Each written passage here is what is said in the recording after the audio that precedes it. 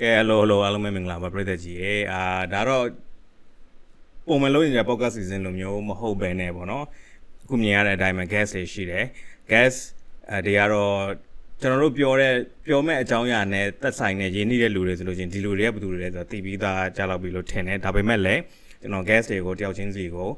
မိတ်ဆက်ပေးစေချင်တယ်ပေါ့နော်ဆိုတော့ဘယ်လိုပြောမလဲ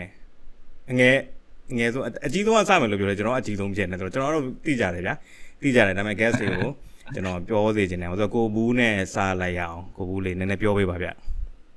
ကျွန်တော်အငယ်ဆုံးမဟုတ်ဘူးနဲ့တူတယ်လောက်ပါအောင်ငယ်ဆုံးကြီးနဲ့စားလိုက်မယ်လို့ပြောတာဟုတ်ကဲ့ကျွန်တော်ကဘယ်လိုမိတ်ဆက်ရမှာကျွန်တော်ကကိုဘူးပါဗောဒို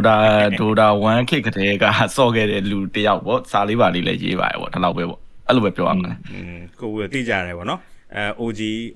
head ဘယ်လိုပြောမလဲO head တယောက်ဗောနော်ဒိုတာ1နဲ့က gaming noodle ရပတ်သက်တယ်နောက်သူလည်းဒိုတာစင်းနဲ့ပတ်သက်ပြီး logo ဒိုတာစင်းနဲ့ပတ်သက်ပြီးတော့လည်းသူအများကြီးလုပ်ခဲ့တာတွေလည်းရှိတယ်ဗောနော်ဆိုတော့အသွင်လေးလို့ခေါ်ရင်ဟိုဖြစ်သွားအောင်မယ်နည်းနည်းနှွဲသွားအောင်မယ် rockstar ကို rockstar နည်းနည်းလေးပြောပြအောင်ပြောအောင်မင်္ဂလာပါကျွန်တော် rockstar ပါဗောနော်professional အနေနဲ့ကတော့ Dora Caster လုပ်တယ်2နှစ်လောက်ရှိပြီပေါ့နော်2နှစ်ကျော်sorry 1နှစ်ကျော်2နှစ်နီးပါးလောက်တော့ရှိပြီဗျဒီ January ကြလို့ရှိရင်တော့2နှစ်ပြည့်မှာပေါ့ကျွန်တော်ကိုကန်တို့ UPU နဲ့တော်တော်များများတော့လူသိကြပါတယ်ဒါပေမဲ့မသိရတဲ့လူလည်းရှိကောင်းရှိမယ်ပေါ့နော်တခြားဒီလိုမျိုးlocal မှာလည်းရွေးစရာ caster တွေနည်းနည်းများဆိုတော့ကျွန်တော်တို့ rockstar ပါအဲ့တော့ rockstar ဆိုတဲ့နာမည်အားလုံးမှာတော့ကျွန်တော်နာမည်တိုင်းအနောက်မှာပြန်လာပါတယ် rockstar နောက်မှာ piano နဲ့ဖြစ်တယ်မစိုးငါလည်းဆိုတော့ဘယ်လိုပြောမလဲငါတို့ဘယ်လိုပြောမလဲLinkin Park လိုမျိုးလေကိုဘူးက hip hop အပိုင်းဆိုလို့ရှိရင်ငါတို့က rock အပိုင်းနဲ့ယူပြီးတော့လေတလားချက်တယ်ကျွန်တော်ဟိုဆက်ရှိပဲနှစ်ပွေဖြစ်နေဒီဘက်မှာကြတော့ဆိုတော့ဒီနေ့ topic ကတော့ကျွန်တော်တို့တွေစုပြီးတော့လောက်တာဘယ်လိုမျိုးလဲဆိုတော့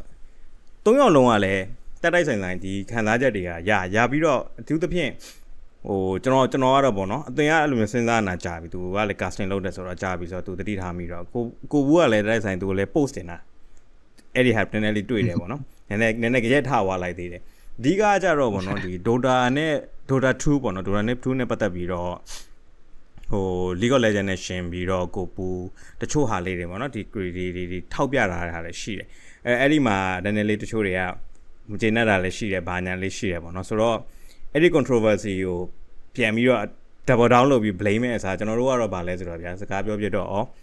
ကျွန်တော်တို့ညောက်ကလည်းပြောမယ်ဆိုလို့ချင်း Dota 1ဆိုတာကအားလုံးအများဆုံးဆော့ကြတယ်ဗာလဲ 6.78C လိုမျိုး patch လိုမျိုးမဟုတ်ဘဲနဲ့ကျွန်တော်တို့ဆော့ခဲ့တာဗာလဲကျွန်တော်ဆိုလို့ချင်းပို့ဆိုးတယ်ဒါပေမဲ့အဲ့တော့ data ဆော့တာမဟုတ် 1. something ကလေးကိုဘူးလို့ဆိုလို့ချင်းအစောဆုံးဆော့ခဲ့တာကျွန်တော်တင်3. something patch လောက်ကလေးဆော့ကြလိမ့်မယ်နဲ့ 3.54 လားမသိ stable ဖြစ်တာလေပြန်ပွဲလေးလောက်ကြတာဟုတ်အဲ့ဒီ patch တွေကဆော့ကြဆိုတော့အခုခေတ်ဒီဘက်တွေရောက်လာပြီပြန်ဘက် game တွေလည်းအများကြီးရှိလာပြီဆိုတော့ Dota 2အနေနဲ့ဘယ်လိုမျိုးပိုပြီး strong ဖြစ်အောင်လုပ်မလဲပေါ့နော်အထူးသဖြင့်ပြန်ဘက်တွေကိုရှင်ပြီးတော့ကြည့်မယ်ဘယ်ဟာအားတာလဲဘယ်ဟာအားနိုင်လဲဆိုတော့ကျွန်တော်တို့ဝေဖန်ထောက်ပြတယ်ဆွေးနွေးကြမှာပေါ့နော်ဆိုတော့ဘယ်သူစားချင်ဒီ topic ကိုဘူးပဲစားလိုက်ပါကိုဘူးကတော့ logo စင်းမှာတော့သူကတော့ senior အပြည့်စုံလို့ထင်တယ်ပေါ့နော်ကျွန်တော်အဲ့ဒါကြောင့်အားတော့လည်းမဟုတ်ပါဘူးဗျဟုတ်ပါတယ်ကွာဘယ်လိုပဲရနေဘယ်လိုစပြောမှန်းတော့မသိဘူးအခုကကိုဒေးဗစ်ပြောတဲ့target အရာဆိုတော့လောလောဆယ်ဒီရက်ပိုင်းမှာကျွန်တော် League of Legends နဲ့ပတ်သက်ပြီးတော့ပြောထောက်ပြတဲ့ဟာလေးရှိရပေါ့နော်အဲ့ဒါနဲ့ပတ်သက်ပြီးတော့ Dota player တော်တော်များများကျွန်တော်အဲ့လိုမျိုးဒီဘက်ပါလဲပေါ့Dota သမားဖြစ်နေပြီးတော့ League ကပြောလားဆိုပြီးပြောတော့အဲ့ဟာတွေနဲ့ပတ်သက်ပြီးတော့ပါကျွန်တော်ကကြတော့2000နဲ့တော်တော်စောတယ်ပြောရမှာပေါ့ဒီမြန်မာ Dota Forum လို့ခက်လောက်ကတည်းက Dota နဲ့ပတ်သက်တဲ့အကြောင်းတွေကိုအပြင်းထန်လေးလုပ်ခဲ့တယ်ပြီးတော့ဒီနိုင်ငံမှာလည်းအဲ့လို print media တွေဘက်တွေကောနောက်ပြီးတော့ဒီinternet တွေကောင်းလာတဲ့အချိန်မှာလည်းပြိုင်ပွဲတွေနဲ့ပတ်သက်ပြီးနောက်ထပ်ကိစ္စရရှိပါတယ်ကျွန်တော်အများကြီးတော့မပြောပါဘူးအဲ့လိုမျိုးလုပ်ခဲ့လူတယောက်ဆိုတော့ကျွန်တော်အရင်တည်းက Dota နဲ့ပတ်သက်ရင် Dota သမားအစ်စ်ဗျာပြောရရင်အဲ့တော့ Dota သမားအစ်စ်ဆိုတော့အားလုံးရဲ့အမြင်မှာလည်းကျွန်တော်က Dota ကောင်းကြောင်းပဲပြောရလို့ထင်တဲ့အချိန်မှာရုပ်တရက် League of Legends ကြီးကိုဒီကောင်တွေလည်းကောင်းပါတယ်လို့ပြောလိုက်တော့ကျွန်တော်အဲ့လိုဝိုင်းပြောကြရပေါ့နော်တကယ်ကနားလည်မှုတွေလွဲနေတယ်ပဲပြောရမလားအဲ့ကိစ္စကိုကျွန်တော်ပြောချင်တာလေတ တကယ် Dota 1 kit တုန်းကဆိုလို့ရှိရင်လည်းဒါ brother ကိုလည်းသိပါတယ်ဒီ community ကနေဖြစ်လာတဲ့ game ဗျာဒီ Ice Frog လက်ထက်ကိုကျွန်တော်လက်ဆင့်ကမ်းလိုက်ပြီးတဲ့နောက်မှာစပြီးတော့သူကဒီလူတွေရှိကနေပြီးတော့ idea တွေယူတယ်ဥပမာ Jakiro တို့ဘာလို့ကောင်မျိုးတွေဆိုတာ community ကထွက်လာတဲ့ကောင်တွေပဲ Ice Frog fan တီးတာတော့မဟုတ်ဘူးအဲ့လိုမျိုးသူ့ Gmail ပို့တယ်ဒီလိုမျိုး hero မျိုးလေးလုံးတင်နေဆိုရင်သူကအဲ့လိုမျိုးလုပ်ခဲ့တာပေါ့နော်အဲ့တော့တကယ် community စစ် game တစ်ခုအဲ့ဒီအခြေအနေကနေပြီးတော့ဒါကျွန်တော် Dota 2ဖြစ်လာတယ်တစ်ဖက်မှာလည်း League of Legends ကသူ့ကွဲထွက်သွားတယ်ပေါ့နော်အဲ့လိုမျိုးဖြစ်တော့ပြောရရင် mobile ချင်းအတူတူဆိုရင်တော့ Dota 1နေပဲကျွန်တော်တို့က Dota 2နဲ့ League of Legends ဆိုပြီးတော့ဖြစ်လာတာဒါပေမဲ့ခေတ်ရဲ့လိုအပ်ချက်အရပဲပြောရမလားကျွန်တော်တို့နိုင်ငံက internet access တွေမကောင်းတဲ့အချိန်မှာ League of Legends ပေါ်လာတော့ကျွန်တော် League of Legends ကိုတိတ်ပြီးမစော့ခဲ့ကြဘူးအဲ့လိုမျိုးပြောရရင်ဗျာ media ကတော့ကိစ္စတိုင်းမှာလိုအပ်တာပဲဘယ်ကိစ္စမဆိုကျွန်တော် Dota အကြောင်းကိုအပြင်းထန်ဆွေးနွေးတဲ့လူတွေရှိပေမဲ့အဲ့ဒီခေတ်ကာလတွေတုန်းကကျွန်တော် League အကြောင်းဆွေးနွေးတဲ့လူတွေမရှိခဲ့ဘူးအဲ့တော့ League နဲ့ပတ်သက်ရင်မြန်မာ community ကတိတ်ပြီးတော့အကောင်းမမြင်တယ်လို့နောက်ပြီးတော့ Dota နဲ့ရှင် League ကလည်းပိုလွယ်တယ်ဆိုတော့ concept ကလည်းရှိသေးတာဆိုတော့အကုန်လုံးကLeague နဲ့ပတ်သက်တဲ့ content ကိုအဲ့လိုမျိုးတိတ်မကြိုက်ကြဘူးပေါ့နော်ကျွန်တော်ကအဲ့လိုပဲထင်ပါတယ်အဲ့တော့အဲ့လိုမျိုးအထိကျွန်တော်လည်းလက်ခံသေးတယ် Dota သမားဆိုတာ Dota ကိုကြိုက်ရမယ် League ကဒါပြောရရင်ဒါဟိုဖေးလို့မေးဝဲပဲပြောမယ်အဲ့လိုပဲပြောရမှာပေါ့ဟုတ်တယ်လေသူက community ကထွက်လာတဲ့ game လည်းမဟုတ်ဒါ marketing ဟိုပြောရင်စီးပွားရေး company တစ်ခုကနေလုပ်နေတဲ့ game အဲ့နှစ်ခုကတော့ကွာသေးတာပေါ့ဆိုတော့ဟိုဖွဲ့စည်းပုံချင်းလည်းမတူအလုပ်လုပ်ပုံချင်းလည်းမတူနားလည်တဲ့ပုံချင်းလည်းမတူအဲ့တော့ Dota သမားတွေက League of Legends ကိုစော့ကြည့်စရာတော့မလိုတော့ဘူးဒီ game ကငါတို့ Dota လောက်မကောင်းဆိုတဲ့စိတ်နဲ့ပဲသွားတဲ့အချိန်မှာကျွန်တော်က League အကြောင်းကိုပြောလို့ရှိရင် okay ဒါထားလိုက်တော့ပြဿနာမရှိဘူးဟို Dota သမား Dota ကိုကောင်းတယ်ပြောပြီး League ကိုမကောင်းပြောတော့ကျွန်တော်လက်ခံတယ်ဒါပေမဲ့တချို့တွေရဲ့ concept တွေပေါ့နော် League ဆိုတာဘာမှထင်ကြီးစရာမကောင်းတဲ့ game ဆိုတာမျိုးအဲ့လိုမျိုးတွေပြောတဲ့အခါမှာကြတော့ဒါနည်းနည်းလေးလွဲတယ်ဗျအဲ့ဒီဟာမှာဘာတွေသွားတွေ့လဲဆိုတော့ League အကြောင်းကိုကောင်းကောင်းမသိပဲနဲ့ဟိုမုန်းတဲ့စိတ်တစ်ခုကိုပဲရှေ့မှာထားပြီးတော့ပြောနေရလေးတွေ့တော့ကျွန်တော်ကတော့အဲ့ဒီဟာနဲ့ပတ်သက်ပြီးတော့ပြီးတော့နောက်တစ်ခုကကျွန်တော်က professional player လည်းမဟုတ်ဘူးကျွန်တော် casual လေးတွေတော့ဆော့ရပေါ့နော် League ကိုလည်းကျွန်တော်2019လောက်မှာစပြီးတော့ဆော့ခဲ့တဲ့အချိန်မှာဒီ game တစ်ခုက mobile ဆိုတာပဲတူတာဘာမှမတူပါလားဆိုပြီးတော့အဲ့လိုမျိုးလေးမြင်တာပေါ့ကျွန်တော်ကတော့ဖြစ်စေချင်တဲ့သဘောကရှင်းရှင်းလေးဗျာ Dota သမားတွေလည်း League ဆော့ကြည့်တယ်အဲ့ကြတော့မှဒီ League ကိုဘယ်ဟာဒီကငါတို့ Dota ပိုကောင်းပြီဘယ်ဟာဒီမှာငါတို့ Dota မှာလိုအပ်ချက်တွေရှိလဲဆိုတာနှစ်ဖူးတွေတူတယ်မြင်မှာကျွန်တော်ဘေးကနေပြောပြနေတဲ့လူရဲ့စကားကိုနားထောင်ဘေးကနေပြောပြတဲ့လူရဲ့စကားသူ့ရဲ့အာဘော်ကိုပဲရမှာပေါ့နော်ကျွန်တော်အဲ့အကြောင်းမလို့ဟိုဖြစ်စေချင်တာကတော့ဗျာကျွန်တော်လည်း Dota community ကနေပဲဟိုဒီလိုမျိုးဒီသက်ရွယ်ရောက်တဲ့အထိတူတူဆော့လာတဲ့လူပဲဆိုတော့ကျွန်တော်အဲ့လိုမျိုးဖြစ်ချင်တာပါအဲ့တော့ League ကိုလည်းကျွန်တော်ကဆော့ကြည့်စေချင်တယ်ဒါပဲအဲ့ဒီအတွက်ကိုကျွန်တော်ကLeague ကသူ့အနေနဲ့သူအထိုက်လျောက်လက်ခံလို့ရတယ်ဆိုတဲ့အကြောင်းလေးတွေပြောပြရတယ်ပြီးတော့အဲ့လိုမျိုးပြောရရင် faker တို့ဘာလို့ဆိုလို့ရှိရင်ဒါ respect ထားတာလောက်တဲ့အထိသူ့ရဲ့ဟိုပြောရရင်သူ့ performance ကလည်းလေးစားစရာရှိတာ။အဲ့တော့ကျွန်တော်အဲ့ဒီဟာလေးတွေပြောတာ။ဟုတ်။ကျွန်တော်ပြောအရင်များနေ brother ကိုလည်းပြောပါဟုတ်။အတွင်ရောဘလို့ဟွာဖြစ်လဲအဓိကဥပမာကငါတို့ထောက်ပြမယ်ဆိုလို့ရှိရင်ပေါ့နော်တခုဒီဟာလေးနဲ့စရမယ်ငါတို့အတွင်ကနေပြီးတော့ Rockstar ကနေပြီးတော့caster back ကနေပြီးတော့သတိထားမိတာဘယ်လိုမျိုးသတိထားမိလဲ Dota versus League မှာဆိုလို့ရှိရင်ဘယ်လိုမျိုးလဲအဓိကကွာခြားမှုရှိလဲကျွန်တော်လည်းအခုနေ့ကကိုဘူးတင်ထားတဲ့ pace ပုံစံမျိုးနှစ်ခုမှာတော်တော်လေးကွဲနေရမျိုးသွားတွေ့ရDura မှာဆိုလို့ရှိရင်ကြာတော်တော်လေးကို slow pace ပုံစံမျိုးသွားတယ်အရင်နှီးတယ်ဗျာတော်တော်များများတော်တော်နှီးတယ်တိုင်မင်အရာရောလောက်ရတဲ့ဟာတွေအထက်ထက် mechanic တွေအရာတော်တော်လေးနှီးတယ်လေးကကျတော့အဲ့လိုမဟုတ်ပဲနဲ့မြန်လဲမြန်တယ် fan ရတာတွေရောပြီးတော့နောက်ဒီအကုန်လုံးပဲပေါ့နော် spare cast တဲ့ပုံစံမျိုးတွေဘာတွေကအစားဒီ mechanic လောက်ရတဲ့ပုံစံမျိုးတွေမှာကျတော့ League မှာတော်တော်လေးကို Dura ထက်အများကြီးမြန်နေရတယ်တွေ့ရချင်းရှားရှားဘာပြင်ပြီးတော့သတိထားမိလဲဆိုလို့ရှိရင်လို့ 10 rate တွေဘာတွေမှာကLeague မှာကလုံးဝ10 rate ကအကုန်လုံးနှီးပါ0ပဲရှေ့သွားနေရတယ်ချက်ချင်းနောက်ပြန်လှည့်လို့ရတယ်ဒါပေမဲ့ Dura မှာကျတော့အဲ့ဒါမျိုးရှိတဲ့ hero ကတော်တော်ရှားတယ်ဆိုတာထက်နှစ်ကောင်ပဲရှိရလို့ပြောလို့ရတယ်အဲ့ဒါပန်ကူလီယာရဲ့အိုင်ပဲပန်ကူလီယာတော့အမြန်ဆုံးပဲအိုင်ရောမမြင်ရတာအိုင်ရောဘယ်တော့မှမျက်နှာရှိနေမှမသိတာဗျာသိလားအဲ့ဒါကြောင့်မလို့အဲ့ကောင်10 rate 0ဆိုပြီးကျွန်တော်တို့ပြောကြတာပေါ့နော်အဲ့လိုပုံစံမျိုးတွေဖြစ်တယ်ဗျာအဲ့တော့အဲ့ဒါလေးတွေမှာတော်တော်လေးကိုအဲ့လိုကွာလီးနဲ့အဲ့လိုကွာနေရမျိုးတွေမှာတွားပြီးတော့တွေ့ရတယ်ပြီးတော့တစ်ခုကဘာတွေထပ်ပြီးတော့လို့ caster အနေနဲ့သတိထားမိလဲဆိုလို့ရှိရင်ဒူရာပွဲတွေမှာ key average ကအနည်းလေး40 50မှာရှိတယ်လီးမှာကျတော့အဲ့လိုမဟုတ်ဘူးလီးကတော်တော်များနေတာမှာ20လောက်ပဲရှိမှထင်တယ်ကျွန်တော်အဲ့လိုပွဲတွေကြီးသမျှတော်တော်များမှာတော့အဲ့လို10ကောင်15ကောင်လောက်မှာပဲ10 key တွေမှာအဲ့လို total key ကြည့်လို့ရှိရင်30နီးပါးလောက်မှာပဲရှိတယ်ဗျာတော်တော်နေလို့ပြောလို့ရအပို့ပြီးတော့အဲ့လိုဒီကေးဟွာပေါ့နော်ကြစ်လစ်ပို့ပြီးတော့ဖြစ်နေရမျိုးလေးတွေအဲ့လိုနှစ်ဖက်မှာရှင်းကြည့်မယ်ဆိုလို့ရှိရင်တော့အဲ့အမျိုးလေးတွေသွားခွာနေရတွေ့ရ အဲ့ဒီဟာလဲ အဲ့ဒါလေ game design ကြောင့်ဗျအဲ့ game design ဟုတ်တယ်ကျွန်တော်အဲ့ဒါကိုဘူးနဲ့လည်းနေရပြောတယ်Rockstar နဲ့လည်းကျွန်တော်ပြောပြသေးတယ်ဘာလဲဆိုတော့Warcraft 3ဆိုတဲ့ custom map ကနေမွေးဖွားလာ Warcraft 3D ဒီ RTS game real time strategy game ပေါ့နော် base ဆောက်ပါညာဆိုတော့တော်တော်များ main game မဆော့ဘဲ custom map တွေသွားဆော့ကြအများအမှDota အဲ့လိုထွန်းကားလာတာပေါ့နော်ဆိုတော့ Dota မတိုင်ခင် just to prove how old am I ကွာကျွန်တော်ဘယ်လောက်အသက်ကြီးလဲဆိုတော့ Dota မတိုင်ခင်တော့ဆိုလို့ရှိရင် Aeon or Strife လို့ဘာညာလို့ဆိုတော့ရှိခဲ့တယ်အဲ့ဒီဟာ3လမ်းကြောင်းပဲအခုလိုမျိုးဘာမှမဟုတ်ဘူး Dota hero တွေကလည်း hero တွေပါတယ်ဥပမာ Quarter ဆိုလို့ရှိရင်ဟိုဟာပါလဲWarcraft 3 unit human ဘက်ကဆိုလို့ရှိရင် Archmage ဆိုလို့ရှိရင်သူဘာလို့လဲ water element နဲ့ခေါ်လို့ရတယ် blizzard ခေါ်လို့ရတယ်စသည်ဖြင့်ပေါ့နော်အဲ့ဒီ spell တွေနဲ့ပဲအဲ့လောက်ထိကြတဲ့စခဲ့တယ်ဆိုတော့အခုက RTS သူ့ရဲ့အမြင့်ဘက်ကိုပြန်သွားနေတယ်လို့ပဲ it feels like RTS ကအထူးသဖြင့် last TI ကိုကျွန်တော်ကြည့်မယ်ဆိုလို့ရှိရင်ကွာ a lot of microing ဟို ham better ဆိုတော့ဗျ ham dominator နဲ့ဖန်ပြီးတော့ dominator နဲ့ဖန်ပြီး unit တွေ control လုပ်ပြီးဘာညာit always feels like RTS ကဘာလို့ဆိုတော့ chan ဒီဟို meta တစ်ခုမှတစ်ခုတည်းမှာ chan လည်းပါတယ် multi micro လောက်ရတဲ့ unit တွေအများကြီးရှိတဲ့ကောင်းနေပေါ့နော်ဆိုတော့ RTS လိုမျိုးခံစားရပြီးတော့ဘာဖြစ်လဲဆိုတော့ကျွန်တော်သဘောကျတာရီရတခုပါဘာလဲဆိုတော့ turbo timing ကဗျာ average turbo timing ကတက်လာအဲ့တော့ready တင်တာမဟုတ်ဘူးသူတင်တာလေကိုစုဂိမ်းမှာ page လာပြန်တင်တာမသိ average turbo timing ကမိနစ်40လောက်ရှိတယ် turbo game တော့မိနစ်40 are you kidding me ဆိုတော့ normal average game ကတနာရီနဲ့ plus ပဲကျွန်တော်သဘောကျတဲ့ content creator ကြည့်မှဆိုလို့ချင်းJenkins ဆိုပါတော့ဆိုလို့ချင်း hero review တွေပါလုပ်တယ်ဗျာသိရမှာဆို hero review လုပ်တယ်သူက clown လုပ်တာပေါ့နော်အဲ့ပွဲဆိုလို့ချင်းသူအသေးရစ်တာတော့မှအကြာကြီးတနာရီ plus တွေပဲအကုန်လုံးဆိုတော့bro ပြောလို့ game design ပုံစံနဲ့အဲ့ဒီလိုပြောမလဲ game ရဲ့ထားတဲ့ဟာကထပ်ပြီးတော့ improve လုပ်မယ်ဆိုလို့ရှိရင်ဗျာသူကdownside ဆိုလို့မရတော့ဘူးအပေါ်ပဲတက်ရတော့မှာသိရမလားအပေါ်ပဲတက်ရတော့အပေါ်ကနေပြီးကိုဆင်းလာလိုက်လို့ရှိရင် Dota file တွေကကျင်းတတ်မှာမဟုတ်ဟုတ်တယ်အဲ့တော့ကျင်းတတ်မှာမဟုတ်ဆိုတော့အဲ့ဒီ problem ကိုကျွန်တော်တို့ fix ဖို့ဆိုလို့ရှိရင်ဘယ်လိုလုပ်မလဲအထူးသဖြင့်ကျွန်တော်အမြင်တာတော့ဗာလဲဆိုတော့သွေးသစ်တွေအများကြီးဝင်ဖို့လိုပဲလို့ကျွန်တော်တို့မြင်တယ် Dota လိုမျိုး game မှာပေါ့နော် brother တို့ဆွေးနွေးကြပါအောင်အဲ့ဒါလေကျွန်တော်တို့ခဏတော့ပြောပြတယ်ပေါ့နော်ဟိုလို beginner friendly လုံးဝညီပါလောက်ကိုမဖြစ်တာမျိုးဖြစ်နေတယ် Dota 2မှာကြတော့တော်တော်လေးအဲ့လိုတင်ရတာလေတအားခက်တယ်hero တွေတို့အဲ့လိုမျိုးမရှိဘူးတော့မဟုတ်ဘူးဗျာလို့ကျွန်တော်တို့ဆိုအမြင်နဲ့အဲ့လိုတင်နေကြဆိုလို့ရှိရင်ဘာပြောလဲဆိုတော့ sniper shot crystal man shot ဒီလိုပုံစံမျိုးတွေမှာပြောတယ်ဗျာဒီကောင်တွေဘာမှ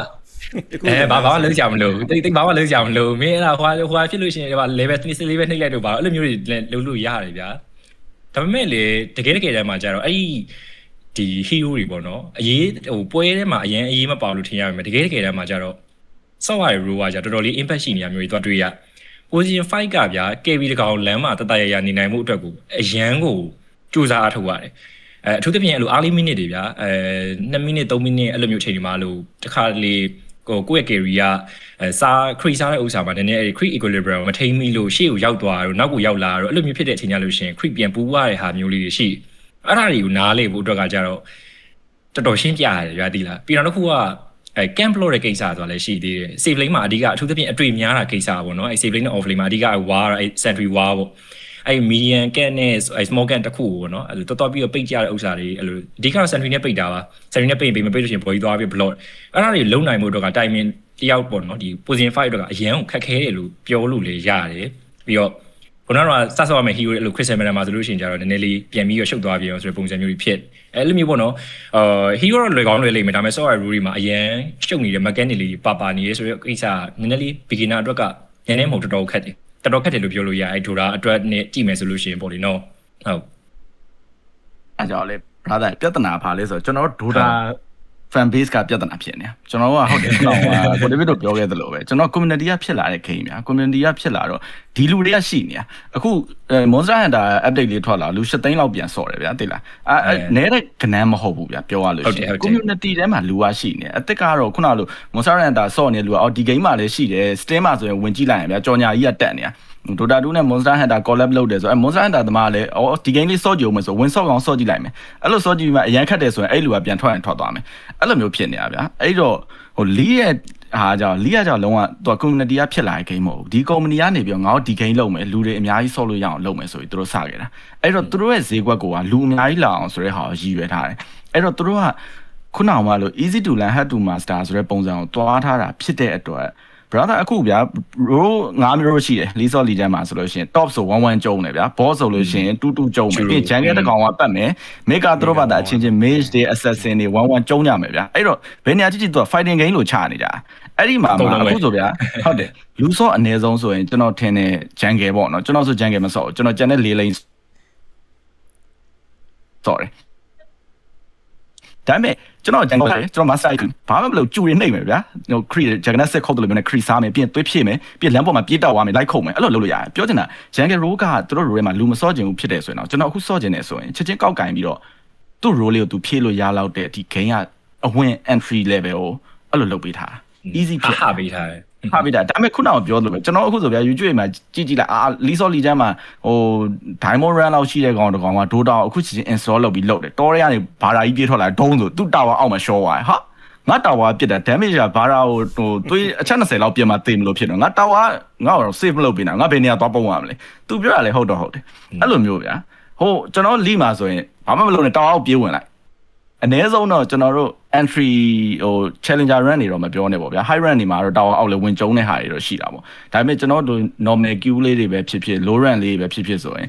်ဘာမှမလုပ်စရာမရှိရင် tower အောက်ဝင်နေလိုက်အရင် safe ဖြစ်တယ်အဲ့လိုမျိုးပေါ့သူက entry level မှာဟို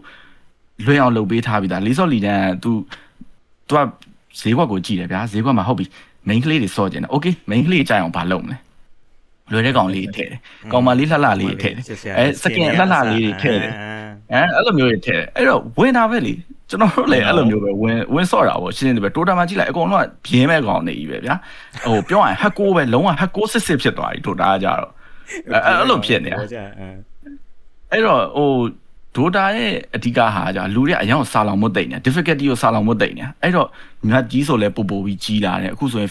faces တွေပါလာပြီးနောက်ပြီးအခုဆို neutral item တွေနောက်ဟို Roshan ဆိုလဲဟိုဘက်ဒီဘက်ပြေးနေရတယ်တဖြည်းဖြည်းစီကိုပို့ရှုပ်လာပြီ objective တွေဆိုတာတပြုတ်ကြီးခုနကကို Rockstar ပြောသွားတာဒီ Creed Blotter နဲ့ camp လောက်တာဒီ game စခင်လေ7 minute မတိုင်ဘူး9မိနစ်ပဲရှိသေးတယ်9မိနစ်9မိနစ်ဟုတ်တယ်အဲ့ဒီဝင်းကျင်လေးပဲရှိသေးတယ်အခုဆိုရင်နောက်ပိုင်းဆိုရင်ပြောမနေနဲ့ဘယ်ကောင်ကြည့်မလဲကြီးတဲ့ကောင်တိုင်းမှာဟို objective တွေကအများများနေတာအဲ့ objective တွေကို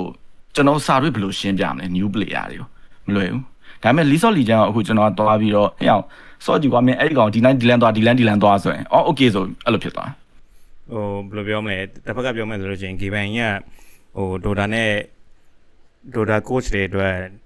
opportunity career လေးလိုမျိုးအလုပ်တွေလုပ်ဖြစ်လာအောင်လုပ်ပေးလို့မျိုးပေါ့နော်like literally ဗျာကျွန်တော်တို့ဘလို့အရန်ခံစားရတယ်လို့ချင်းကျွန်တော်ဘဝမှာအစောဆုံးကဟို Dota အစော hour အထက်ဝင်ခဲ့ဆိုတော့ Dota လို့ပဲကျွန်တော်တို့ပြောလေးရ literally ကျွန်တော်ဒီဟိုဒီဘက်မှာ G Arena ဆော့လိုက်သေးလားဒီမြန်မာနိုင်ငံ G Arena ရောက်လိုက်ကျွန်တော်ဆော့တယ်G Arena ရောက်လိုက်တယ်ကျွန်တော်တို့တွေ G Arena ရဲ့ room မှာဘယ်လိုပြောမလဲဟိုစာလုံးဘက်မှာဆိုလို့ရှိရင်ကိုရဲ့ဟိုဟာရှိတယ်ဘယ် channel တွေဆိုလို့ရှိရင်ဘယ်လို pro တွေကျွန်တော် MRC ခက်လို့မျိုးပဲ MRC ဘယ် channel မှာဆိုလို့ရှိရင် pro တွေက LAN ဟို party တွေ LAN game တွေ host လုပ်တယ်ဘာညာပေါ့နော်ဆိုတော့အဲ့လိုမျိုးsimilar to Korea server for league ပေါ့နော်လို့ပြောရမလားsuper server ပေါ့နော် China super server လားအဲ့လိုမျိုးအထားမျိုး room တွေရှိတယ်အဲ့လိုမျိုးသွားပြီးကျွန်တော်တို့တွေဟို1 2 3 4 5 top ranking ကိုကျွန်တော်တို့ဒီတဲ့ဘောမှာကျွန်တော်တို့ top ranking ရအောင်ဆော့ခဲ့အဲ့လောက်ထိဆော့ခဲ့တဲ့လူဗျာ okay ကျွန်တော်နောက်ဆုံး seriously ဆော့တာကိုကျွန်တော် quit လုပ်ခဲ့တာဘယ်တော့ကလဲဆိုတော့ Monkey King မထွက်လာခင်သေး okay Monkey King မထွက်လာသေးခင်7 မိုင်မရောက်ခင် way ကြံခဲ့ပြီနော် news journey မထွက်ခင်ခံစားရတယ်နော် okay အခုကျွန်တော်ပြန်လာပြီးကျွန်တော် border နဲ့ဆော့တာဗျာ border ပြန်ဆော့ကျွန်တော် Warcraft ပြန်ဆော့တော့ classic server ဆိုတော့ဒီကောင်နဲ့ Dota ဆော့တော့ off time မှာဆိုတော့ okay ကျွန်တော်လည်း Dota ဝင်ဆော့ဒီကောင်နဲ့ carry ပေးတယ် why because တော့အများစု divine လို့ပါတော့ divine ဆရာကြီးတွေကောင်းကြီးတွေဒါပေမဲ့ casual ဆိုလဲ internet MMA တွေ matching ပေးတယ်ဗျာ matching ပေး 5v5 ကျွန်တော်ဆောင်းအောင်ပုံတယ်ဘာလို့ဆိုတော့ brother ပြောသလိုမျိုးပဲစဝင်လာကြတဲ့ကဒါမှကျွန်တော် veteran player เนาะအချမ်းပြင်းနေကျွန်တော် basic တွေကျွန်တော်အကုန်နားလည်ပြီးသား completely ကျွန်တော်နားလည် blocking လုပ်ရတာဘာလုပ်ရညာလုပ်ရတာ cam အသစ်တွေရှိတယ်ဟုတ်ပြီဘာ creep လဲဘာထွက်လာတယ် night vision ဘာလဲညာလဲစသဖြင့်ကျွန်တော်အုံနောက်ထဲမှာ adapt လုပ်နိုင်တယ်ဒါတော့မှအများကြီး overload ဖြစ်တယ်တကယ်ဆော့ပြီးသွားရင်ကျွန်တော်လောင်သွားပြီဆိုတာ ကျွန်တော်အုံနောက်ကငွေစထွက်တင်လာပြီသိရမလားအဲ့တော့ပြန် adapt လုပ်နိုင်နေဆိုရင်တော့မှဗျာတော်တော်လေး adapt လုပ်ပြီးယူပြီးတော့လောင်တာတော့ထားပါတော့ဟိုလောင်တာပဲပေါ့နော်ဆိုတော့ဟိုအဲ့ဒီမှာလဲလာပြီပေါ့နော်ကျွန်တော်တို့တွေဆိုပါလို့ပေါ့နော်ဟို brother ပြောသလိုမျိုး community ရှိပြီးသား community ကရှိနေလို့ဥမာဟိုဗာလဲခုနကဗာလဲ sorry Monster Hunter နဲ့ MH နဲ့ collab လုပ်တယ်ဆိုတော့ community ကနေရှစ်သိန်းဘိန်းဒိန်းကနေဆိုပြန်ပြီးတော့ဆော့ကြတယ်ဟို Steam မှာ player ခေါင်းနေ player တွေတက်ပါညာပေါ့နော်ဒါပေမဲ့အများစု Dota fan တွေပြောတာလဲဗာလဲဆိုတော့သွေးသစ်တွေမလို့ဘူးလို့ပြောတဲ့လူတွေရှိတယ် new player တွေမလို့ community ရဲ့ရှိပြီးသား strong ပြီးသားဆိုတာရှိတယ်နောက်ပြီးတော့ bro တို့ပြောသလိုမျိုး hardcore game ဖြစ်တဲ့ community ဖြစ်တဲ့အတွက်ကြောင့်မလို့ပေါ့နော်ဟိုငဝိတွေလည်းဟို league လိုမျိုး league player လိုမျိုးငပြော့တွေငဝိတွေဟိုလိုပြောလဲ low scale floor နဲ့ဟိုဟာဖြစ်ပြီးတော့ခြောင်လုံးကစားနေတဲ့အကောင်တွေမလိုချင်ဘူးဆိုပြောတဲ့ကောင်တွေကလည်းရှိတယ်ပေါ့နော်ဆိုတော့အဲ့လိုမျိုးအတွက်ဘယ်လိုမျိုး future မှာဘယ်လိုမျိုးပြဿနာဖြစ်လာနိုင်မလဲလို့ brother တို့ထင်လားမထင်ဘူးဆိုလည်းပြောလို့ရတယ်ဒီမျိုးဆွေးနွေးတာပဲပေါ့နော်ထင်တယ်ကျွန်တော်တို့အခုဆိုတော်တော်တိတိကျကျဖြစ်လာ process ထဲမှာကျွန်တော်တို့ထွက်လာတဲ့အသင်းဆိုတာနောက်ထပ်ထွက်လာတဲ့အသင်းဗျာဟုတ်ထွက်လာတဲ့အသင်းရောလူငယ်ရောဗျာဘယ်လိုပဲကြည့်Dota 2မှာအရန်ကိုရှာနေပြီaverage အသက်တွေကလည်းကျွန်တော်တို့လောက်အရွယ်တွေဖြစ်နေပြီဗျာအဲ့လို23 24 25 26အဲ့လောက်တွေကအဲ့ဒါအငယ်ဆုံးလို့ပြောလို့ရတဲ့အရွယ်တွေဗျာအဲ့ထက်တောင်ကြီးရတဲ့လူတွေဖြစ်နေကြပြီပေါ့နော်တိတိကျပါဆိုမနေတော့တော့ထင်တယ်ပပီယူပါလေအဲ့တိုင်းပဲရှိခဲ့တဲ့လူတွေကိုပြောတာပေါ့နော်အဲ့လိုမျိုးဆိုတော့နောက်ပိုင်းကြရင်ဘယ်လိုပြောစောတဲ့လူရှိတော့ရှိလိမ့်မယ်ဟို10နှစ်တို့လေရေကူးတာပါအဲ့လိုမျိုးဖြစ်မလားလူပဲလာကြည့်ရ sport ပုံစံမျိုးဖြစ်မယ်ထင်နေဗျာသိလားတယုံတော့ဟိုလိုမျိုးနောက်လူတွေအဲ့လိုအစ်စ်တက်လာမယ်နောက်ဒီ Rocky နောက်ကလေးလေးတယောက်ထားပါ CS မှာဆိုလို့ရှိရင်ကျွန်တော်ပေါ်တယ်ဗျာအဲ့လို Dong တို့ Shi တို့ဘာညာကွိကွာတည်ရမလားအဲ့လို separate လို့ဆိုလို့ရှိရင်တော့ Academy ရလာဗျာအဲ့ကောင်နေဆိုလို့ရှိရင်ခလေးပေါက်စာလေးအဲ့ process ကိုစမှလာချိန်မှာ15နှစ်လို့16နှစ်လို့အဲ့လို PC လေးလာဗျာသိလားဒါပေမဲ့ကျွန်တော်တို့ကမှအဲ့ဒါမျိုးလုံးဝမမြင်ဘူးလုံးဝနီးပါတော့ပဲထထုံးပေါက်တယောက်တော့ရှိတယ်စိတ်တက်နဲ့အဲ့ဒါလေ separate academy ကပဲတော့ Yellow Submarine မှာဆော့တာဆိုတော့အဲ့လိုမျိုးတော့ရှိတယ်ဒါပေမဲ့တော်ကိုထူးခြားဖြစ်စေများသီလားအဲ့စိတ်တက်နဲ့ပေါ်လာတော့တော်တော်ထူးခြားဖြစ်စေလို့ပြောလို့ရတယ်အဲ့လိုမျိုးပုံစံမျိုးတော့ဖြစ်တယ်နောက်ပိုင်းကျရင်လုံးဝအဲ့လိုမျိုးပေါ့နော်ဟိုအသင်းမှာ player မရှိရတာဒီထားပါတော့လောလောဆယ်မှာဆော့နေအသင်း20ရှိမယ်30ရှိမယ်အဲ့အသင်းတွေအခုဆိုကျွန်တော်တို့မြင်နေရ Tundra Liquidဘဘွန်ဖဲကွန်ပါနီကွီကွာအဲ့လိုမျိုးဒီကောင်တွေ retire ဖြစ်သွားလို့ရှိရင်နောက်ထပ်ထပ်ပြီးတော့ဘာများပေါ်လာအောင်မလဲဆိုတဲ့ဟာမျိုးမရှိရတာလောက်ထိဖြစ်ကောင်းဖြစ်နိုင်တယ်နောက်၄-၅နှစ်မှာပေါ့နော်အဲ့လိုမျိုးတော့နည်းနည်းလေးမဟုတ်တော်တော်စိတ်ပူရတယ်ခုနကတော့အဲ့လိုကျွန်တော်တို့အကုန်လုံးပြောခဲ့တဲ့ beginner friendly လုံးဝမဖြစ်တာတွေနောက်အဲ့လို community က strong မိသားလို့ယူဆနေရတဲ့ဥစ္စာတွေကတော့နည်းနည်း mid တစ်ခုပဲဖြစ်သွားမလားမသိဘူးcommunity က strong နေလို့ဆိုတာကြည့်ရလူနဲ့ဆော့ရလူနဲ့ရှိနေသေးတယ်အခုချိန်မှာတော့နည်းနည်းလေးအဲ့လိုဟန်ကိုဖို့တော့နေလို့ရဆိုပေမဲ့နည်းနည်းအချိန်တစ်ခုရောက်လာတယ် long run ဖြစ်လာတဲ့အချိန်ကြလို့ရှိရင် long run ဆိုတာဒီထက်ပို long run ပေါ့နော်တို့တော့ long run ဖြစ်နေပါပြီဒီထက်ပိုနည်းနည်းကြာလာတဲ့အချိန်ကြလို့ရှိရင်တော့အားရီကဒူရာရဲ့ဟာကွက်လီအဲ့လိုထားပါ competitive sense မှာအရင်ပြင်းစရာကောင်းလာမျိုးတွေဖြစ်လာနိုင်တယ်အခုတော့စဖြစ်ပြီလို့ပြောလို့ရတယ်ကိုဘူဘယ်လိုထင်လဲပြောပါဦးကိုဘူကျွန်တော်ကတော့ e-sport အားလုံးနဲ့ခြုံပြီးပြောရမယ်ဆိုလို့ရှိရင်တော့ကို roster ပြောရမှန်တယ်ကြာလာနဲ့အမျှလူတက်မပေါ်လို့ရှိရင်တဖြည်းဖြည်းဒီကောင် spectator e-sport ပုံစံမျိုးနဲ့ပဲတဖြည်းဖြည်းကြောက်အောင်မယ်ဆိုတာမှန်တယ်ဒါပေမဲ့ chain data တစ်ခုက Dota community ကအဲ့လိုခေါင်းမာတဲ့လူတွေများတော့9နှစ်လောက်နဲ့တော့တည်မယ်လို့တော့ကျွန်တော်ကတော့မထင်ဘူးပြီးတော့နောက်တစ်ခုက game တစ်ခုဓာတ်တယ်မဓာတ်ဘူးဆိုတာကလည်းဝေးပဲလက်ရှိအခြေအနေကဥပမာပြကျွန်တော် Apex Legends ပဲထားပါတော့ Apex Legends ဆိုရင်သူဒီ game ကိုပေါ်လာခြင်းတော့ဒါ Battle Royale ဒါ PUBG ကနေစတယ်ဇလန်ပဲ PUBG က Battle Royale ကိုစလုပ်လိုက်တယ်အောင်မြင်သွားတယ်အဲ့တော့ Battle Royale game တွေတန်းစီပြီးထွက်လာတယ် Fortnite တို့ဘာညာတာကအဲ့လိုထွက်လာတယ်အဲ့အချိန်မှာဒီ Apex Legends သူထွက်တဲ့အချိန်မှာထွက်ချင်းဘုံနဲ့လူတွေကအရင်အဲ့လိုမျိုးဖြစ်ကျွန်တော်လည်းစော့ကြတယ်အဲ့တော့အဲ့ response to company ကပြောတဲ့စကားလေးတစ်ခုရှိတယ်ငါတို့ဒီ game ကိုတဲ့ e-sport ဆင်းမှာ10နှစ်တိတိအဲ့လိုမျိုးရက်တည်နိုင်လို့ရှိရင်ဒါငါတို့အောင်မြင်ပြီတဲ့ငါတို့ plan လဲ10နှစ်ထိသွားမှာဆိုပြီးတော့ပြောခဲ့တယ်10နှစ်တော့ brother 10နှစ်ဆိုတာ e-sport ဒီလို competitive game တစ်ခုအနေနဲ့မနည်းတဲ့ game ကနေမယ်ဒါပေမဲ့အခုApex Legends ကျွန်တော်လည်းတိတ်တော့မဆော့ပြတော့ဟိုရက်ကတော့ install လုပ်ပြီးနည်းနည်းလေးပြန်ဆော့ကြည့်ဆော့လို့ကတော့ကောင်းသေးတယ်ဒါပေမဲ့အဲ့လိုမျိုးပေါ့နော်သူတို့ဒီpro scene တော့ရှိသေးတယ် Twitch တို့ဘာမှတွားကြည့်လိုက်လို့ရှင်အဲ့လို tournament ကြီးတွေကိုသူတို့ရဲ့ main channel ကနေ live လွှင့် viewer 3-5 တောင်ပဲအဲ့လောက်ပဲရှိတယ်ကျွန်တော်တို့ Dota မှာ TI ဆိုရင်ပြောမနေနဲ့နေတဲ့လူတွေမဟုတ်ကြည့်တဲ့လူတွေကတက်စီရောက်လာဟုတ်အခုဒီမှာလုံနေတဲ့ဒီ Russia မှာလုံနေတဲ့ပွဲတွေပဲဖြစ်ဖြစ် ဒီစနေတနင်္ဂနွေရက်တွေဆိုလို့ရှိရင်တိန်ကနန်းနေပြီပဲဗျာကျွန်တော်တို့အခု Twitch ကြီးကိုကောက်ဖွင့်လိုက်ထိတ်ဆုံးဂိမ်း9ခုလောက်မှာ Dota ပွဲရှိရနေဆိုလို့ရှိရင် viewer အများဆုံးက Dota ဟိုထိတ်မှာလို့တော်ပြီးတော့ကတ်နေတာဟုတ်အဲ့တော့ Spectator e-sport ကချာဖြစ်နေတာကြာခဲ့ပြီတကယ်ဆို2018 2019လောက်တည်းကကျွန်တော်တို့ကအဲ့လိုမျိုးပြောင်းနေတာအဲ့တော့အဲ့ဒီအချိန်လောက်ကတည်းကတောင်ပြောရရင် player ကောင်းကအဲ့လိုမျိုးကြာပြီးတော့နောက်ဆုံးအဲ့လိုမျိုးတက်မယ်လို့ထင်ရတဲ့အခြေအနေမျိုးမှာဒီ2025ရောက်တဲ့အချိန်ထိတော့ player active player 7သိန်းလောက်ရှိတယ်ဆိုတော့ကျွန်တော်တို့လွယ်တော့ဓာတ်သွားမယ်လို့တော့မထင်ဘူးပြီးတော့ဓာတ်တယ်ဆိုတာကလည်းပြောရရင်မှာ TFT Team Fortress ပေါ့နော် Team Fortress 2လို့ပါလို့ဆိုရင်သူတို့ update တွေလည်းမပေးတော့ဘူးဒါပေမဲ့ sort နေလူကတောင်းကနန်းရှိသေးတယ်ဒီလို game မျိုးဆိုရင်တော့ကျွန်တော်ကဓာတ်တယ်လို့ပြောကောင်းပြောရမှာပေါ့နော်သူတို့က game ကိုယ်တိုင်က update မထွက်လာတော့တာ community ကလည်းတစ်ဖြည်းဖြည်းဒီမေးမေးလေးရောဖြစ်လာတာဗျာသူ့ဘာသူလေးတော့ရှိတယ်အဲ့လိုမျိုးပေါ့နော်တချို့ဟို server ကြီးလုံးဝငါတို့ဒီ game ကို shut down လိုက်ပါပြီ sorry ပါဆိုပြီးလောက်သွား game တွေရှိတယ်ဥပမာ platin တို့ပါplatin ကျွန်တော် platin အသေးဆော့တာအသေးဆော့ခဲ့တာထွက်တော့อ่ะကျွန်တော် skin library ရောအောင်ရှိသေးတယ်အဲ့က platin ရှိတယ်Paladin ဆိုလဲဒါ Overwatch Team Fortress ကနေ Overwatch ဖြစ်တယ်အဲ့လိုမျိုးပေါ့နော် Team Fortress ကနေပဲ Paladin ဆိုပြီးဖြစ်လာတယ်ကျွန်တော်လည်းဆော့ခဲ့တယ်ဟိုမနစ်ကနေပဲကျွန်တော်အဲ့ Paladin ပြန် install ပြီးကြည့်လိုက်တော့ 5 match လုပ်တယ်အကြာကြီးပဲပြီးတော့ကျွန်တော်ဘော်ကိုကောင်နဲ့ကျွန်တော်တွဲပြီးထည့်ပေးလိုက်ရောဆော့ရအဲ့လိုမျိုးကြီးတယ်ပြစ်လေဆိုပြီးတော့အဲ့လိုမျိုးအခြေအနေမျိုး game တွေဗျာပြောရရင် competitive စင်းမှာရှိခဲ့တဲ့ game တွေဓာတ်ဖို့အကြောင်းတရားတွေနဲ့ရင်ဆိုင်နေရတဲ့ game တွေအများကြီးပဲ Dota အဲ့ဒါနဲ့အဝေးကြီးပဲတကယ်အဝေးကြီးပဲကျွန်တော်တို့ဘလို့ပဲဗျာဟိုမှာ game လောက်လိုက်လို့ TI မှာကျွန်တော် price pool တွေနဲသွားတယ်လူတွေ price pool နဲသွားတယ် game တစ်ခုဓာတ်ပြီဆိုပြီးအလွယ်ပြောတယ် no မဟုတ်ဘူးအဲ့ဒါတော့မဟုတ်ဘူးမလွယ်ဘူးဟုတ်အဲ့လိုမျိုးဆိုတော့ဓာတ်ဖို့ကတော့လိုသေးတယ်နောက်တစ်ခုကကျွန်တော် community ကလူတွေကလည်းနည်းနည်း welcome ဖြစ်ဖို့တော့လိုတယ်ဥပမာထားပါတော့ဗျာလီးကနေပြီးတော့အုပ်လိုက်ကြီးတအုပ်ကြီးရောက်လာမင်းတို့ Dota ငါ့ကိုဆော့ကြည့်မယ်ဆိုအဲ့ဒီလူတွေကိုဘယ်သူတွေစီးပြီးကြိတ်မလဲဒီလားအဲ့ Dota ဟက်ကိုသမားတွေကအဲ့လိုမျိုးစီးကြိတ်ပါစီးကြိတ်မှာဂိတ်ကီမှာဂိတ်ကီရောအကုန်လုံးဝိုင်းပြီးတော့ဟုတ်တယ်ကျွန်တော်တို့အဲ့တစ်ခုရှိတယ်ကျွန်တော်အခုဗျာ League of Legends အကောင့်အသစ်တစ်ခုလုပ်တယ်ကျွန်တော်ဆိုအခုလက်ရှိနေတဲ့နိုင်ငံကကျွန်တော် South East Asia အဲ့တစ်ခုလည်းရှိတယ်ကျွန်တော်တို့ Dota ဘယ်လောက်ထိ superior ဖြစ်လဲဆိုလို့ရှိရင် Steam ပေါ့ဗျာ Game ကသူဒီ Steam ကောင်တစ်ခုရှိတယ် Dota ကောင်ရှင်ကဘာကြီးကြိုက်တဲ့နေရာဘယ်နေရာရောက်ဆော့လို့ရအောင်သူလုပ်ပေးထားပြီးသားဟိုမှာကြောင့် region loss ရှိတာ哦အဲ့တော့ region loss ရှိတော့ကျွန်တော်အရင်ကဒီSouth Asia server မှာဆော့ခဲ့တဲ့ဒီ League of Legends အကောင့်ဆော့လို့မရတော့ကျွန်တော်အခုဘာလုပ်လဲဆိုတော့ Europe server ကိုသွားဆော့တယ် Europe East ပေါ့နော်ဒီမှာပင်ကချက်ရတာအဆင်ပြေတော့အဲ့ Europe East အကောင့်လေးဆော့တယ်ဆော့လို့ကောင်းတယ်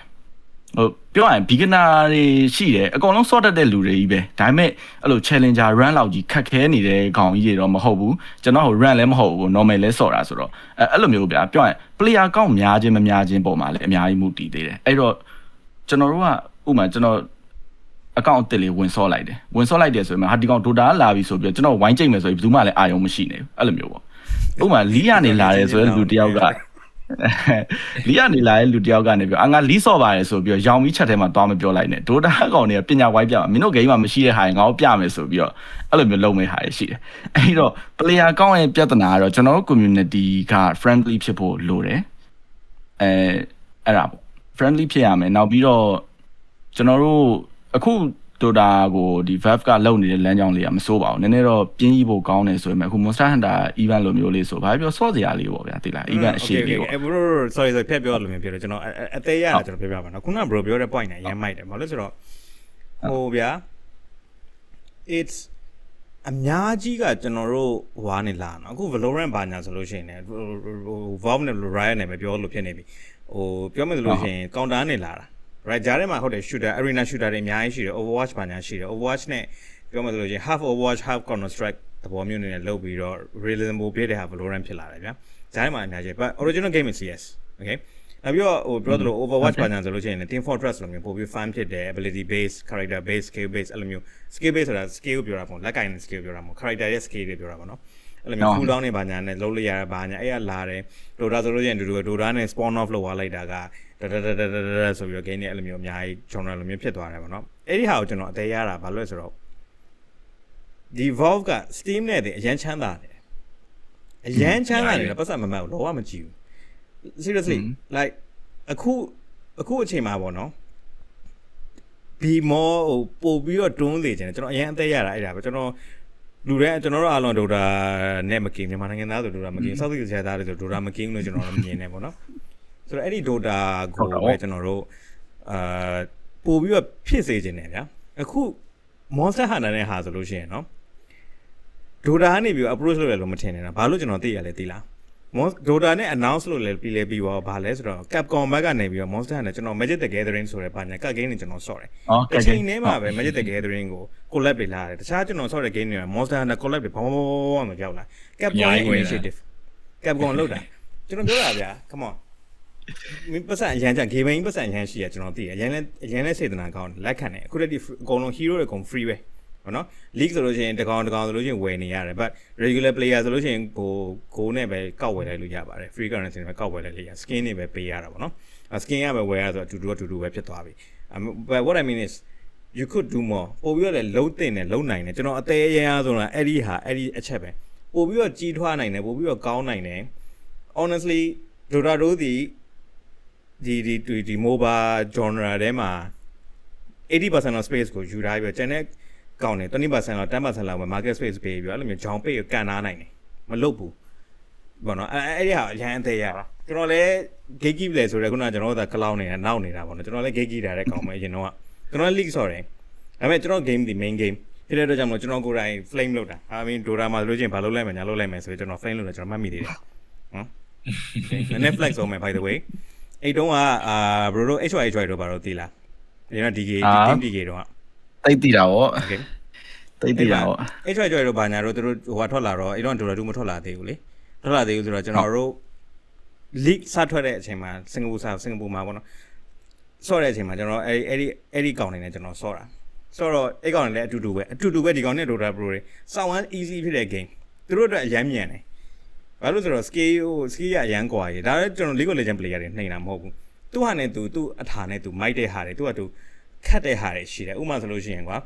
ဟို League မှာဆိုလို့ရှိရင် there's no time to rest လို့ခံစားရတယ် you know what I mean ဟို Dota မှာဆိုလို့ရှိရင်သူ down time နေပါညာလေအဲ့လိုမျိုးဟာလေးရှင်းအောင်မသိရမလား League မှာအများနဲ့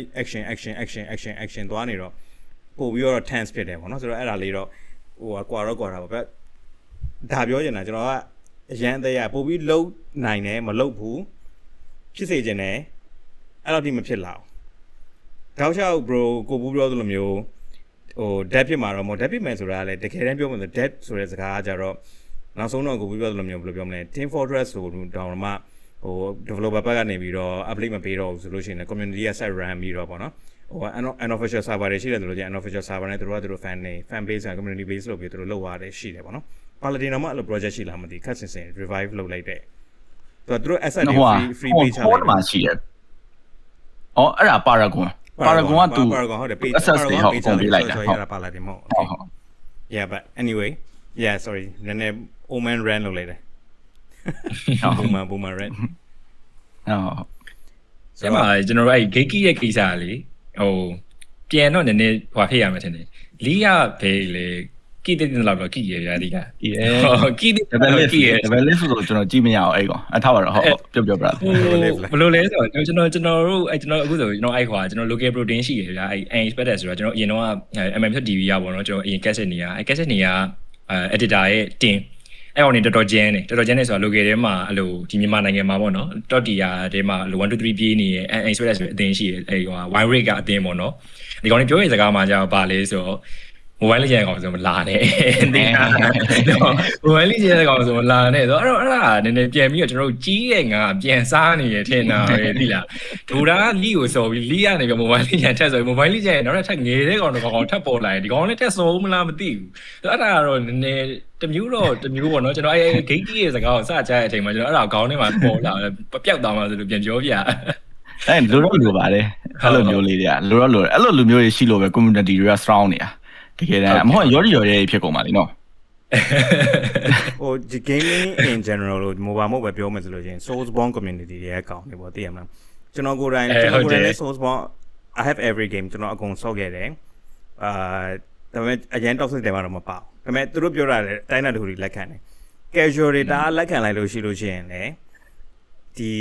ဟာကြီးကဘယ်လိုပြောမလဲရေအရန်ရောလို့ဖြစ်တယ်ပေါ့သွားပြီးတော့ပြတ်သွားတယ်နော်အဲ့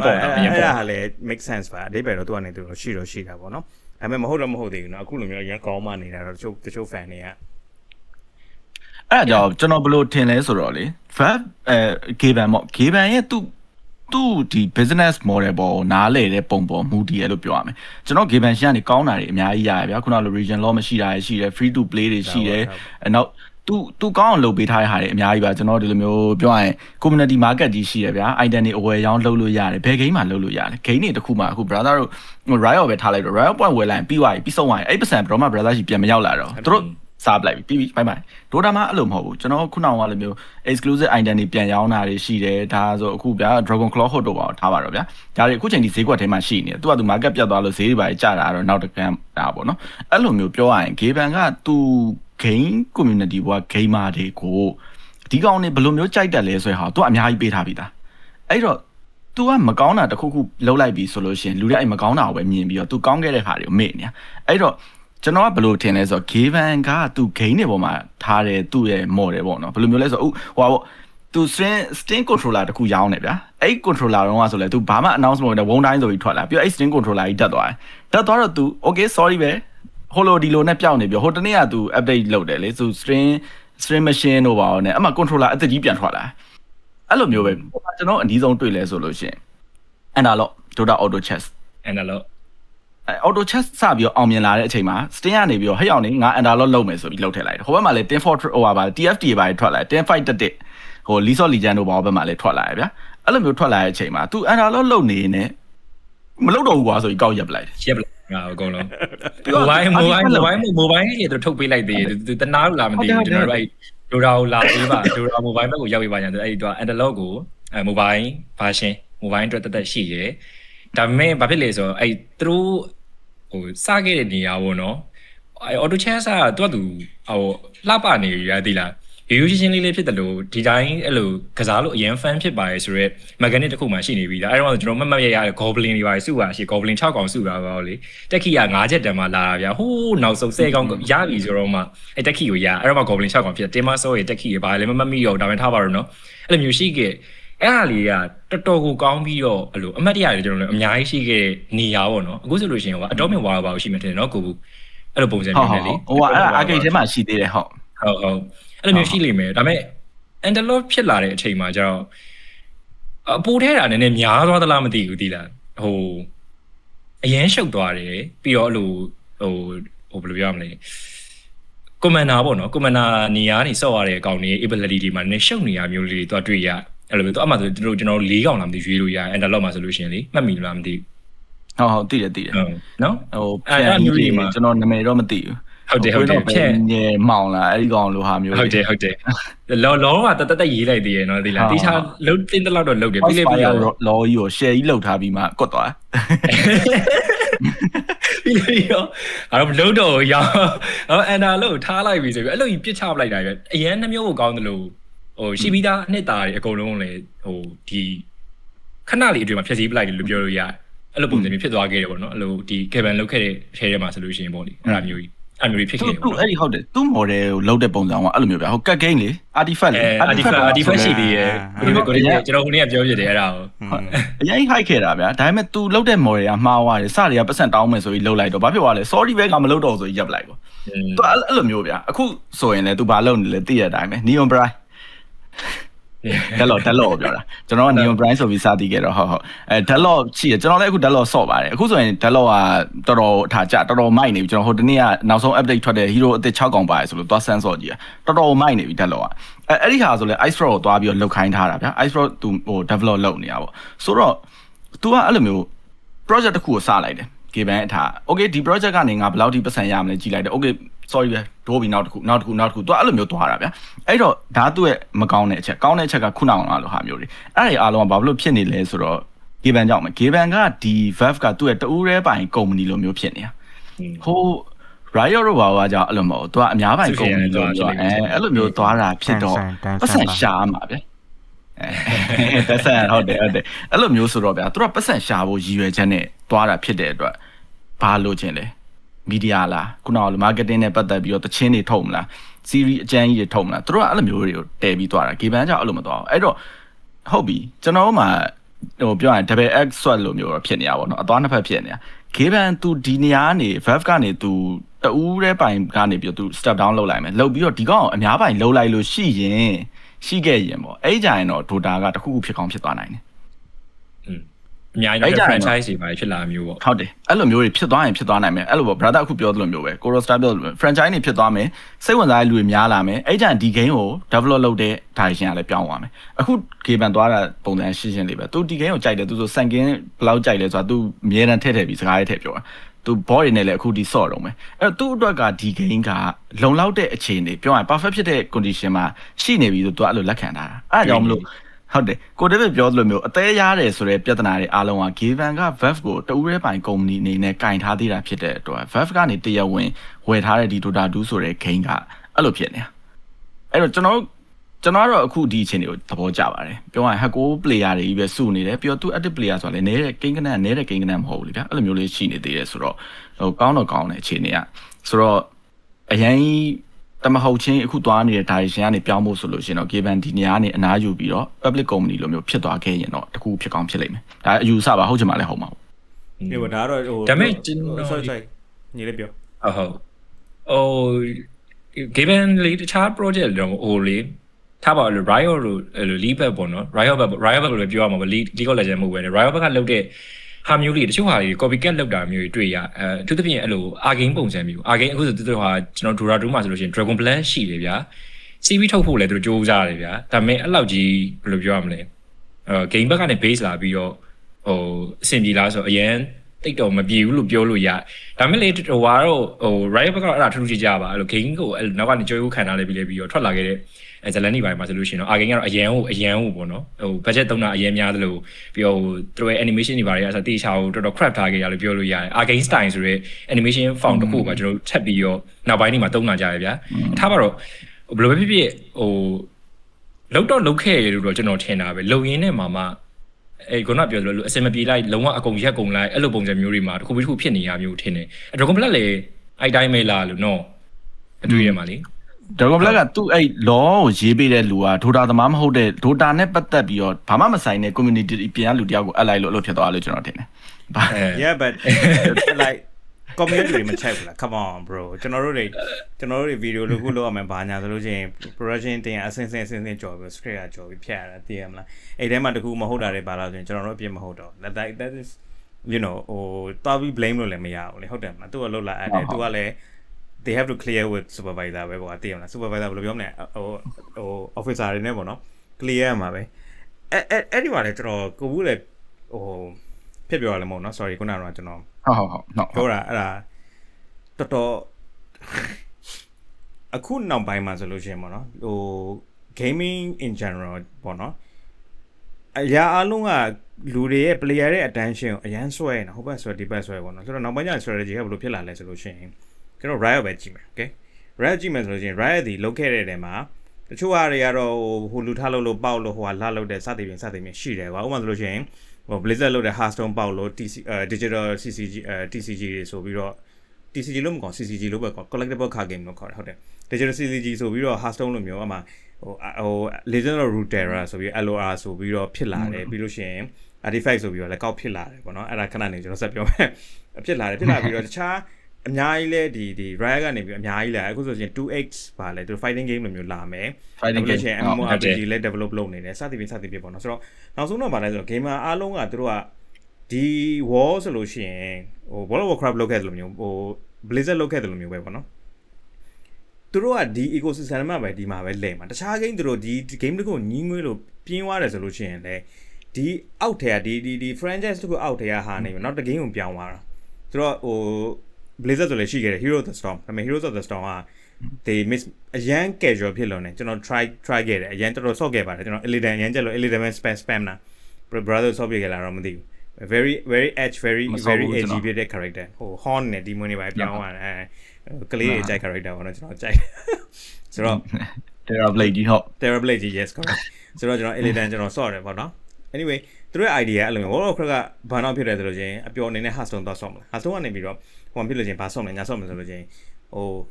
အဲ့ဒီအောက်ထဲမှာပေါ့နော်အဲ့မှာတခြား franchise လည်းရှိပါတယ် StarCraft ဘာညာရှိတယ်တို့တော့အဲ့ဒီ ecosystem မှာသူတို့လည်းပတ်နိုင်တယ် and အမှန်ဆိုလို့ရှိရင်ပေါ့နော်ကျွန်တော်လည်း Steam ကိုကြတော့ Steam ဒီ they don't need to do this ကွာဘာလို့လဲ Steam က Steam ဖြစ်နေလို့ပဲသိမလား Steam က Steam ဖြစ်နေတာအရန်အေးရမှာအရန်ကောင်းလို့နေတယ် region လောက်မရှိဘူးဘာမရှိညာမရှိဘူးကိုဘူးတော့လို့မျိုးအကုန်မှန်တယ် ဒါပေမဲ့အဲ့ဒါလည်းအဲ့လိုမျိုးပြဿနာဖြစ်တယ်ဟို law building ဘာညာကျွန်တော်တို့အရင် artifact ကျွန်တော်အရင်နှမျောတာနော်နော်အဲ့ဒီမှာကျွန်တော်ပြောရမယ်နော်လူတွေကမေးတယ်ဆိုလို့ရှိရင်အရင်တော့ဆိုအဖြေမရှိဘူးနော်ဘာလဲဆိုတော့ဘာကိစ္စဒိုဒါကြီးကငါတို့ဆော့နေရလဲဒိုဒါရဲ့ endgame ကဘာလဲ story ကငါတို့ဘာလုပ်နေရလဲဒီ hero တွေကဘာလုပ်လဲညာလုပ်တယ်ဆိုလို့ရှိရင်ဟိုမှာ artifact မှာဖြေပေးသွားတယ်ဒါကဘာကြောင့်ညာကြောင့်ဟို ancient နေကြောင့်နှစ်ခုက time loop ဖြစ်နေတာ time loop ဖြစ်နေတဲ့အတွက်ကြောင့်မလို့ငါတို့ရဲ့ end game မှာဘာလဲဆိုတော့တစ်ဖက်ကနိုင်တာမဟုတ်ပဲ draw ပြအောင်လုပ်ရမယ် draw ပြအောင်လုပ်ရမယ်အတွက်ကြောင့်မလို့အဲ့ဒီဟာကိုတက်ဘယ်လိုပြောမလဲ study လုပ်နေတဲ့ဟိုအဲ့ကောင်တွေအဖွဲရပါခေါ်လဲကျွန်တော်မေ့ပါ artifact မှာ artifact အဲ့ဒီဖွဲရကောင်တွေနဲ့ကစားရတာကျွန်တော်အဲ့ဒီမှာအဖြေရပါတယ်လောကဆောင်းဝမ်းမိုင်းနေပြီအဲ့မှာဒုံးငယ်နဲ့ပြစ်ချပလိုက်တယ်ရန်ဟိုဖြစ်တယ်ဟိုဘယ်လိုပြောမလဲစိတ်ပြက်ဖို့ကောင်းတယ်ပေါ့နော်ရန်နှမျောမိတာကကျွန်တော်အဲ့လိုမျိုးပဲဟို arcane လိုမျိုးကတော့သွားမရှင်နဲ့ dragon blood နဲ့ဟိုဘယ်ပိုင်းလို့ဘယ်လုံးမှရှင်လို့မရဘူးဟို CGI အစဟို script အစဘာအစညာအစလုံးဝတခြားစီ budget လည်းကွာတယ်ပေါ့လေဒါပေမဲ့ you know စေတနာလည်းကွာတယ်လို့ပဲပေါ့နော်တော်တော်ကြီးကွာ yeah အဒီကအဲ့ဒါပြောတာကျွန်တော်ဟိုဗျာထားပါတော့ရှိရဲ့လူတွေဗျာအဲ့လိုဟိုဒီ community မှာကျွန်တော်ကတော့ကျွန်တော်ပြောခဲ့တယ်လို့မျိုးဗျာ community မှာလူတွေကြီးနေပြီထားပါတော့ community ကအကြီးဆို stable ဖြစ်နေရမယ်ဖြစ်နေပြီဒီလူတွေ entertain မှုအတွက်ဗျာကျွန်တော်လုံးစရာတွေအများကြီးဗျာဒီလားခုနကအဲ့လို lorry ပါတွေတေချာအတိအကျမတီးဆောက်ရင်တော့မှအဲ့လိုတခုဗျာခုနကအဲ့ artifact ပုံစံမျိုးမဟုတ်လို့ရှိရင်အဲ့လို dragon black ကိုမျိုး dragon black ကတော့တော်တော်ဆိုးတယ်လို့ပြောလို့ရတယ်နောက်ဆုံးည power ranger ပြောင်းချရပါသေးတယ်နော်ကိုတေကျွန်တော်တို့နေ့ကပြောတယ် power ranger ပြောင်းချတယ် dragon knight ကြီးကနေပြီးတော့ ancient dragon မှာဖြစ်သွားပြီးတော့အေးပြောရလေဘယ်လိုမျိုးပါလိုက်လို့မသိဟုတ်ဟိုကောင်းညာလို့ကြစ်လစ်နဲ့လုပ်လို့ရတဲ့အရာတွေအများကြီးရှိတယ် region တွေဗျာ region တွေအဲ့လိုအခု arcane ဆိုလို့ရှိရင်ကျွန်တော် pit over နဲ့ဟိုဟာနဲ့ down လား sound နဲ့ဟုတ်တယ်sound စတောင်းမို့ sound ကျွန်တော်အဲ့နှစ်ခုတို့ကအဓိကအဲ့က conflict ကိုဗျာအဓိကပြပြီးတော့ဟို career တွေတိစောက်သွားတဲ့ပုံစံမျိုးလို့ကျွန်တော်စီမှာလေဒီ Dora မှာလည်းရှိတယ်ဗျာဆိုအဲ့ဒါမျိုးလုပ်တဲ့နေရာမှာနည်းနည်းလေးအားနည်းလို့ပြောလို့ရပို့ပြီးတော့လေအခုဆိုကြထားပါဟိုအဲ့ဒီ Dora Universe ကို create တာဘာတူလဲကျွန်တော်အဲ့လိုမျိုးရုပ်တရက်ဗျာ Dora ဆိုတဲ့အချိန်ချင်းမေးလိုက် create တာဘာတူလဲဘယ်သူမှမသိတော့မဟုတ်ပေါ့နော်တည့်ရလူတော့ရှိတယ်မယ်ဒါပေမဲ့အဲ့ law ကိုဘယ်သူမှစိတ်ဝင်စားမနေဘူးအရင်ကြီးပေါ့နော်အဲ့လိုမျိုးစိတ်ဝင်စားလို့လို့ရတယ်အများကြီး Oracle ရှိမယ်ဗျာအဲ့မှာ Aswa တိုင်းအဲ့လိုမျိုးစပြီးတော့ဘယ်လိုကနေစလာမယ်ဆို Oracle ကစ Aswa တိုင်းစပါညာအဲ့လိုမျိုးတွေစပြီးတော့လုပ်လို့ရတဲ့အရာတွေအများကြီးရှိတာဘာလို့ Dragon Black ဖြစ်လာလဲဆိုတာမျိုးကနည်းနည်းမေးစရာအများကြီးရှိဘာမှမဆိုင်တာဘာမှအဲ့လာပြောတာအဲ့ပြောကျွန်တော်လည်းပြောချင်တာကိုဦးပါသေးလားလုံးဝကြီးကိုဖြစ်နေရသေးလား Brotherland Tantaland ပုံစံမျိုးတေချာစခဲ့ပေါ့နော်စပြီးတော့အခုဆိုဗျာ Arcane လို့ရှင်တို့ဒီ Arcane season 1 2ပြီးသွားဒါပေမဲ့ Arcane လို့နောက်ထပ်မထွက်တော့ဒီပုံစံမျိုးနဲ့နောက်ထပ်တစ်ခုထပ်လာအောင်မယ်ဆိုပြီးတို့ announce လုပ်သွားတယ်အဲ့လိုမျိုးထပ်ပြီးရှိတယ်ပေါ့နော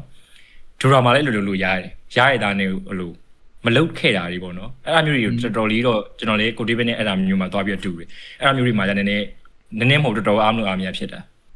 တော်ပေါ့နော်ဟုတ်တယ်ကျွန်တော်ခုနကပြောတာ Valve ဖြစ်နေလို့ပဲ Valve ကအဲ့အကြောင်းကျွန်တော်အကုန်လုံး standalone project တွေပေးတယ်ကွာကျုံးညဆိုပြီးတော့အဲ့လိုပုံစံမျိုးဖြစ်နေတာ fail တယ်မလားတက်တာမ fail ဘူးမလားဆက်လုပ်မယ်အဲ့လိုပုံစံမျိုးဖြစ်နေတာသူ့ပုံစံဆိုတော့ဟုတ်တယ်ဟိုလီမှာဆိုရင်လေအခုဆိုဗျာခုနက law အကြောင်းပြောရလို့ universe.league.legend.com ဆိုတာရှိတယ်တွားကြည့်လိုက်အဲ့မှာလုံးဝ law တွေကို share ကိုရှင်းပြထားတဲ့ website ကြီးတာကျွန်တော်တို့ဒီမှာဘာရှိလဲဆို Liquipedia လုပ်ပေးထားတဲ့ fan community အဲ့ဒါပဲရှိတယ်ကျွန်တော် community ကတော့နည်းနည်းလောက်တယ်နည်းနည်းအခုမှပြန်စားလို့ sorry ပြပြောတာဟုတ်တိဟုတ်ကဲ့ကျွန်တော်လည်းနည်းနည်းပါလုပ်ဖြစ်ပါတယ်အခုဆို law လေးတွေကျွန်တော်ကြောင့် Dota သမားဆိုတော့ Dota ပဲပေါ့ဟိုကို David ကတော့စုံတယ်နေပဲအရန်စုံတယ်လောက်တာအဲ့လိုဆိုတော့ကောင်းပါတယ်ဘယ်လိုပြောရမလဲကျွန်တော်ခုနပြောတယ်ဘယ်ထားရောက်သွားLeague of Legends ကိုပြောတာLeague of Legends ဆိုဟုတ်တယ်အခုဆိုဒီ Arcane မှာဆိုရင်ဒါ build over နဲ့ zone နဲ့လားသူတို့ဟာပဲရှိတယ်အခုဒီတစ်ခေါက်လာမယ့် season ကဘာလဲ Ionia မှာလားNoxus ပဲသွားမှာလားNoxus ပဲ Ionia ဆိုပုံမိုက်မှာသိလား Ionia ဆိုလို့ရှိရင်ဟိုဟာတို့ Irelia တို့ပါလာဖြစ်နိုင်တာတော့ Noxus လည်းစစ်လိုက်တိုက်နေတော့ Noxus ကနေပြီးတော့ Ionia မှာဖြစ်တယ်သူတို့စစ်တိုက်တဲ့အဲ့ဒါပြမှာပေါ့နော်ဟုတ်Driven တို့ဟာဟုတ်တယ် Science နဲ့ Driven တို့အဲ့ဖြစ်လာလိမ့်မယ်ထင်တယ်အဲ့ဘက်ကတော့လူတွေရဲ့တိုင်ကြီးက Ambassador တို့ဘာလို့တော့ပြောရရင်ဒီဟာ Arcane ကနေပြီးတော့မှ game တွေကိုပြန်ပြီးတော့ implement ပြန်လုပ်တာဆိုတော့ဟုတ်တယ် Nexus Pack ကိုသွားဖို့ကပုံများတယ်ဟုတ်တယ်ဟိုကိုတေးဘက်ကပြောတာဆိုရင်တော့ဟုတ်မှာပါအဲ့ဒီဟာကျွန်တော် Arcane season 2တောင်အခုထိမကြည့်ရသေးဘူးဘယ်လောက်ထိဆိုးလဲဆိုမိုက်တယ်တကြည့်1လောက်တော့ peak မဖြစ်ဘူးလို့ထင်တာပဲဒါပေမဲ့ 2ကတော့အပြီးအဆုံးသက်နေနေပေါ့နော်အဲ့ဒီအဆုံးသက်နေနေတော့မိုက်ပါတယ်ဒါပေမဲ့ again 2ကတော့အဲ့လို episode ဟိုဟာ5 6 7လောက်နည်းနည်း rush တယ် rush ဆိုတော့တော်တော် rush อ่ะအဲ့လိုပြကျင်တာတွေအရင်များသွားပြီးတော့အဲ့လိုဘာမှမသိဘူးဖြစ်သွားတာမျိုးတွေအရင်များတယ်ဗျာဒီလားဒါမဲ့ကောင်းတယ် character arc နည်းနည်းလေးပြောနေတယ်ဘာလဲသူတို့အဲ့ရောထိတ်တဲ့ဟာလေးဆိုလဲကျွန်တော်တော်သဘောကျရဗျာကျွန်တော်အဲ့ဟိုLeague of Legendsအစောပိုင်းသူတို့ champion အကောင့်တရားဝင်းကျင်လောက်ရှိကြလား Jinx ကဘာဖြစ်လို့ကိတ်တလင်းကိုမုန်းနေမှမသိဘူးအဲ့ဒီကမုန်းနေတာသူ့ရဲ့ voice line နေမှာလေဟာဘာလဲအဲ့လို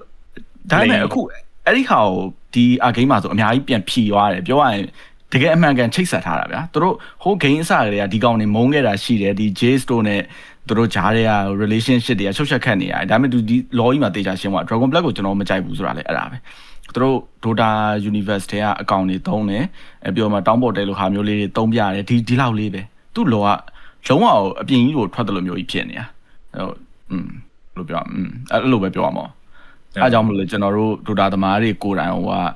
Dragon Black ကိုမကြိုက်ကြတာ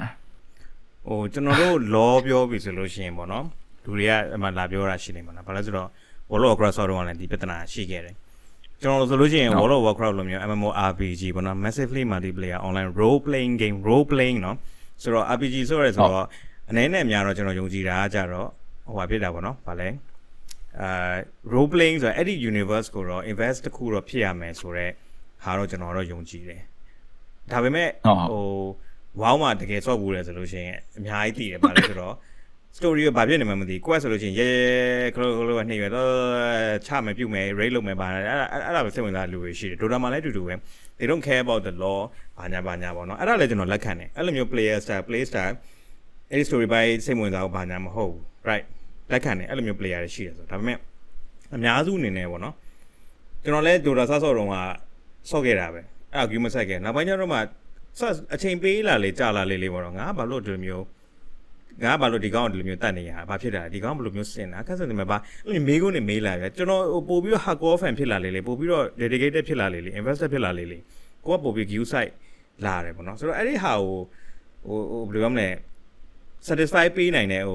စိတ်ဖြည့်ဆည်းပေးနိုင်တဲ့ဟာမျိုးမရှိဘူးနောက်ပြီးတော့ဘယ်လိုပြောမလဲ hero တွေ drop တယ်ဘာကြောင့် drop လဲဆိုတာကအတိတ်ပဲရှိရမယ်right like hero they drop လိုက်တယ်ဒီအမေဘာမှအတိတ်ပဲမရှိဘူးအထူးသဖြင့်ဟို background law လေးကနည်းနည်းပါးရှိနေပြီကိုဘူးလဲ draw လုပ်တာ background law ရနည်းနည်းပါးသူ့အနေနဲ့ရှိနေပြီအရင်တော့နည်းနည်း try သေးတယ်နော် set တွေမှာဆိုလို့ရှိရင်ဟို set ကဘယ်လိုမျိုးဘာဖြစ်လို့ညာဖြစ်လို့ဆိုပြီးတော့အဲ့ဒီ set ကနေပြီးတော့ story လေးတွေပြောတာအဲ့ဒါလည်းစောင်းဝမ်းမိုက်တယ် right အဲ့ဒါတော့ League of Legends လုံးနေတာကြားပြီပေါ့နော်အခုဆိုရင် League of Legends နဲ့တို့ alternate universe တွေဘာ skin line ညာ skin line နဲ့စောင်းဝမ်းလွန်ထွက်ကုန်ပြီဘာမှလည်းမသိဘူးပေါ့နော်ထားပါတော့ပြောချင်တာအဲ့ဒီ franchise တစ်ခုအနေနဲ့ဖြစ်လာလူနေနေဖြစ်လာနေအဲ့လိုမျိုး Roblox လိုမျိုးတော့ကျွန်တော်ရေပန်ကြီးကိုပဲဟိုချစ်လဲချစ်ရလို့မုန်းလဲမုန်းရလို့အဲ့လိုမျိုးဖြစ်နေအဲ့မှာလည်းကျွန်တော်တော်တော်ရန်အသေးရတာကျွန်တော်ဒီ law ရန်သဘောကျတယ်ဘာကြောင့်လုံတာလဲဘာလဲညာလဲဆိုတဲ့ဟာကိုရန်ကြိုက်တယ်ဆိုတော့အဲ့လိုမျိုးကြီးအားနေနေတာကဖြစ်နိုင်ရဲ့နဲ့မလုပ်ဘူးဆိုတာပေါ့နော်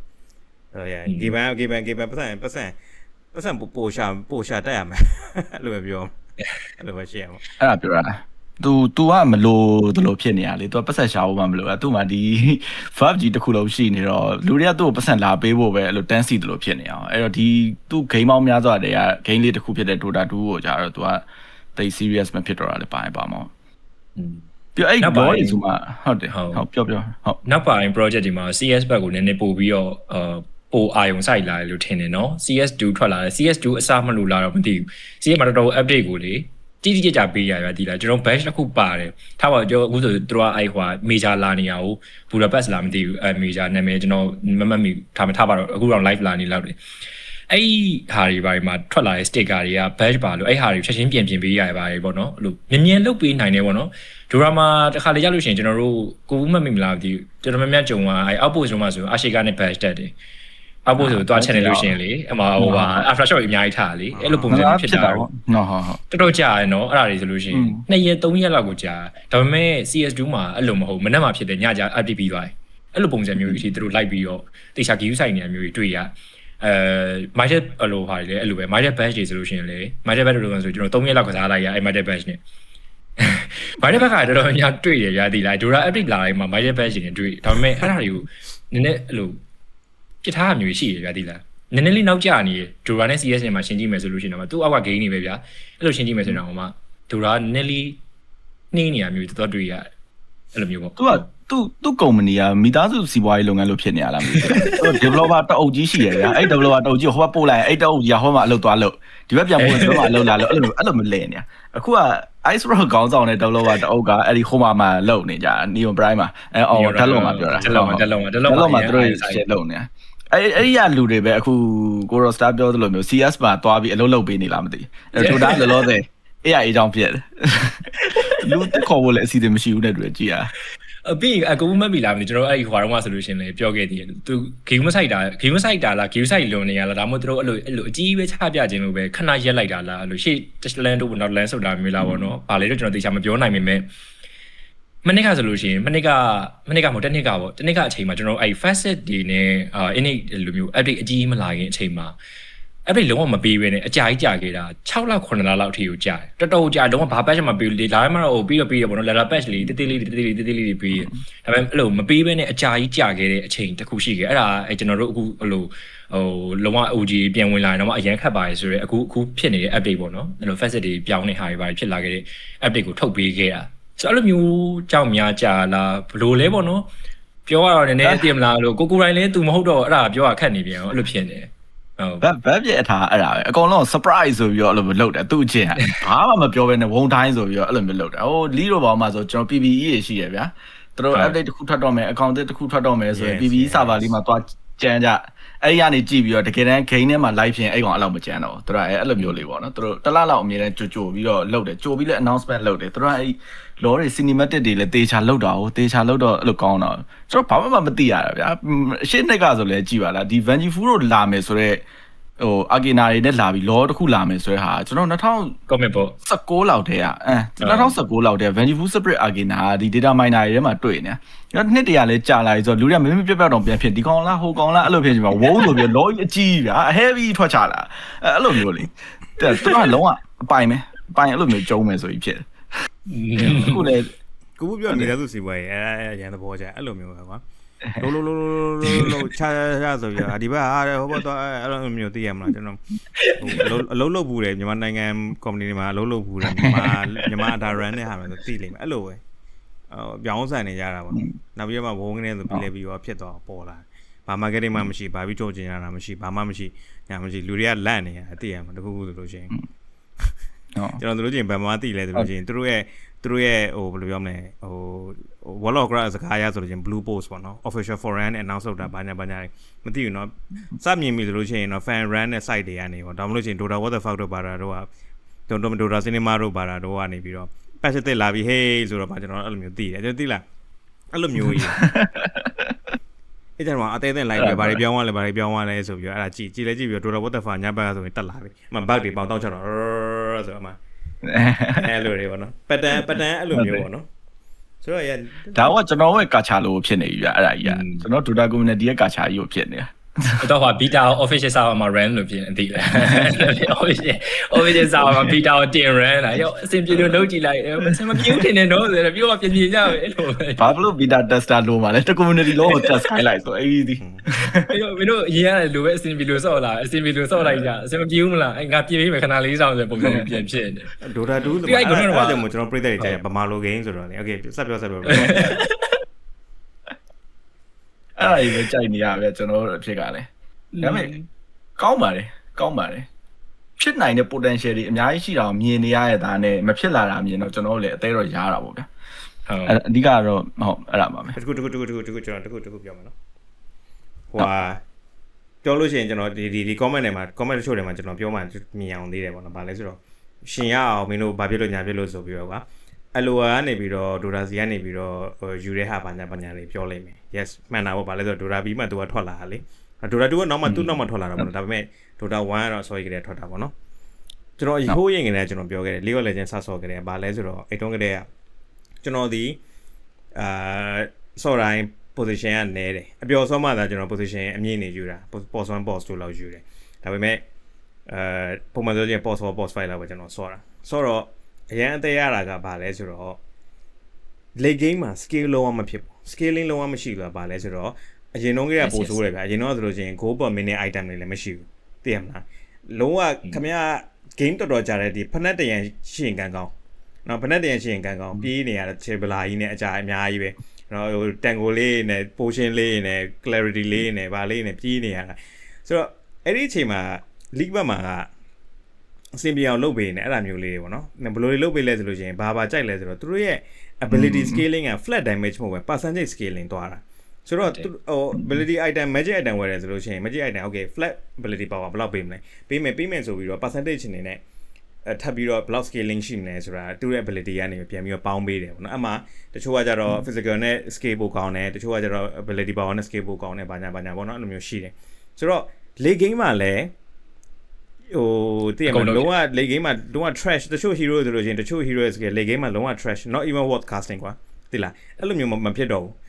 casting နည်းနည်း ability ကသူ့ဟာသူနည်းနည်း scale ဖြစ်သေးတယ်ဆိုတော့ damage ကအထိုက်လောက်တည်းသူ့ဟာသူထိသေးတယ်ပေါ့နော်လုံးဝ out of the game မဖြစ်သွားဘူးဆိုတော့အဲ့ဒီဟာကိုအရင်သဘောကျနောက်ပိုင်းကျတော့မှ Dota ကနေပြီးတော့အဲ့ဒါကိုယူပြီးတော့ဥပမာဆိုလို့ရှိရင် percentage ဟာတွေပေါင်ထည့်တာတော့တိတ်တော့မကြသေးဘူးပွင့်လင်းပြောမယ်ဆိုလို့ရှိရင်ဟိုဗာလဲ percentage ပေါင်နဲ့ဗာရှိမလဲစံကေရန်ဗာလဲကာယာလားကာယာတို့ဗာတို့ရှိမယ် spam application ပေါ့နော် percentage နဲ့ပေါင်းတာတယ်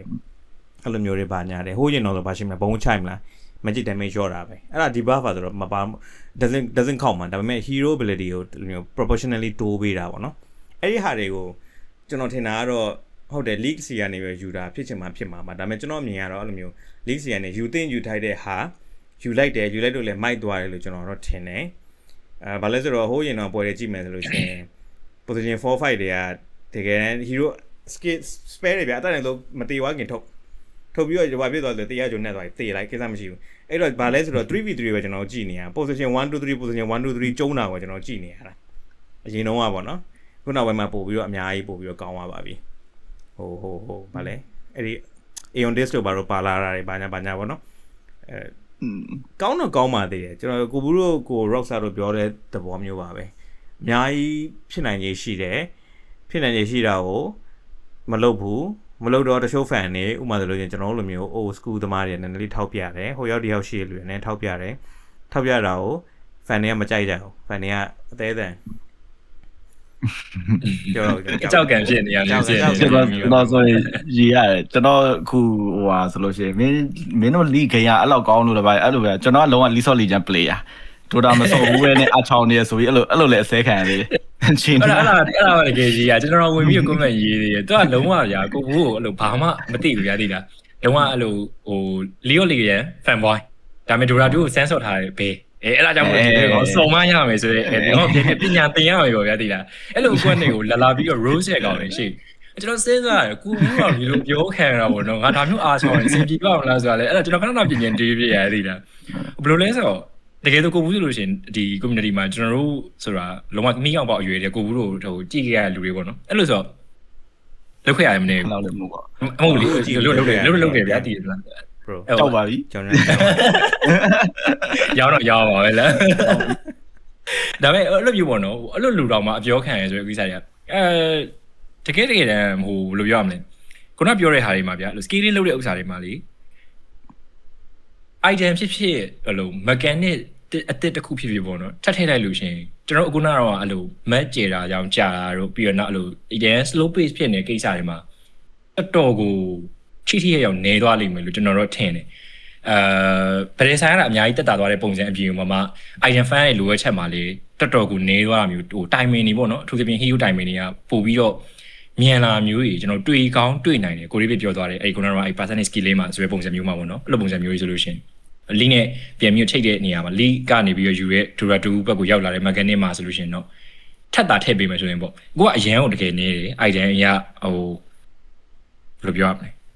ကာယာပဲရှိ spam amplification ပေးရဆိုလို့ရှိရင်ကာယာပဲရှိပြီးရင်အဲ့လို physical item တွေပါတယ်အရာကလည်းကြည့်မယ်ဆိုလို့ရှိရင်ပေးရဲ့အဲ့လို damage stat တွေပါတယ်တအားနေပြီးတော့ critical ပေးရတော့အဲ့လောက်ပဲရှိအဲ့ထက်ပိုပြီးတော့ညားတဲ့ဟာမျိုးမရှိဘူးเนาะကျွန်တော်ကအဲ့ physical item တွေမှာဆိုလို့ရှိရင် HP percent နဲ့သူများ HP percent ပေါ့နော်အဲ့လို light beat ထိတဲ့ item လုံးဝမရှိဘူးတော် unique ဖြစ်တယ်အဲ့ဒါ item လေ time ဖြိုတဲ့ item မရှိဘူးဖြစ်ဟုတ်တယ်အဲ့လိုမျိုးဒါတော့ပဲရှိတာ တော်တော်လေးတော့အာမာလျှော့တာပဲနော်ဒီလား အာမာပဲလျှော့တာ အာမာပဲလျှော့တာ HP ကိုမလျှော့ဘူးအဲ့ mechanic ကိုကျွန်တော်အရန်တူတာမှာကျွန်တော်ဆိုလိုချင်တယ်ဗျာမြင်လည်းမြင်ချင်တယ်အဲ့အတွက်ဖြစ်လာတဲ့ဟာကောင်က hero ပဲရှိတယ် live steal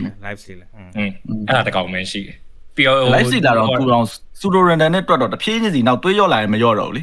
စောဖိုင်သွေးအပြည့်ကိုပဲချလို့ရတာ ဟုတ်ရော့တာအဲ့ဒါမျိုးဖြစ်တာရောသိလားလို့ပုံစံမျိုးတွေကိုကျွန်တော်တို့အဲ့ဒါတွေကတကယ်လို့ပါလာမယ်ဆိုလို့ရှိရင်ကျွန်တော်အရန်ဒီဒိုရာရဲ့ကြာနေရတွေပေါ့နော်ကြာနေရပြီးတချို့အဲ့လိုဖြည့်ရှင်းရခက်နေတဲ့ပုံစံတွေပေါ့အခု Falcon ဆိုလို့ရှိရင်များကျွန်တော်တို့သိတဲ့အတိုင်းပဲ position 1 2 3က strength goal တွေပဲဆော့တယ်ဒီမှာဆော့ရဒုံးရစန်တော့ရဒါမှထားပါတော့အဲ့လိုပြီးလို့ရှိရင် carry CK ပါဖြစ်လိုက်မယ်ဗျာပြီးတစ်ဖက်အသင်းကအဲ့သူတို့တက်လာတဲ့အတိုင်းပဲ strength goal ကသိတဲ့အတိုင်းပဲမြင်နေဗျာ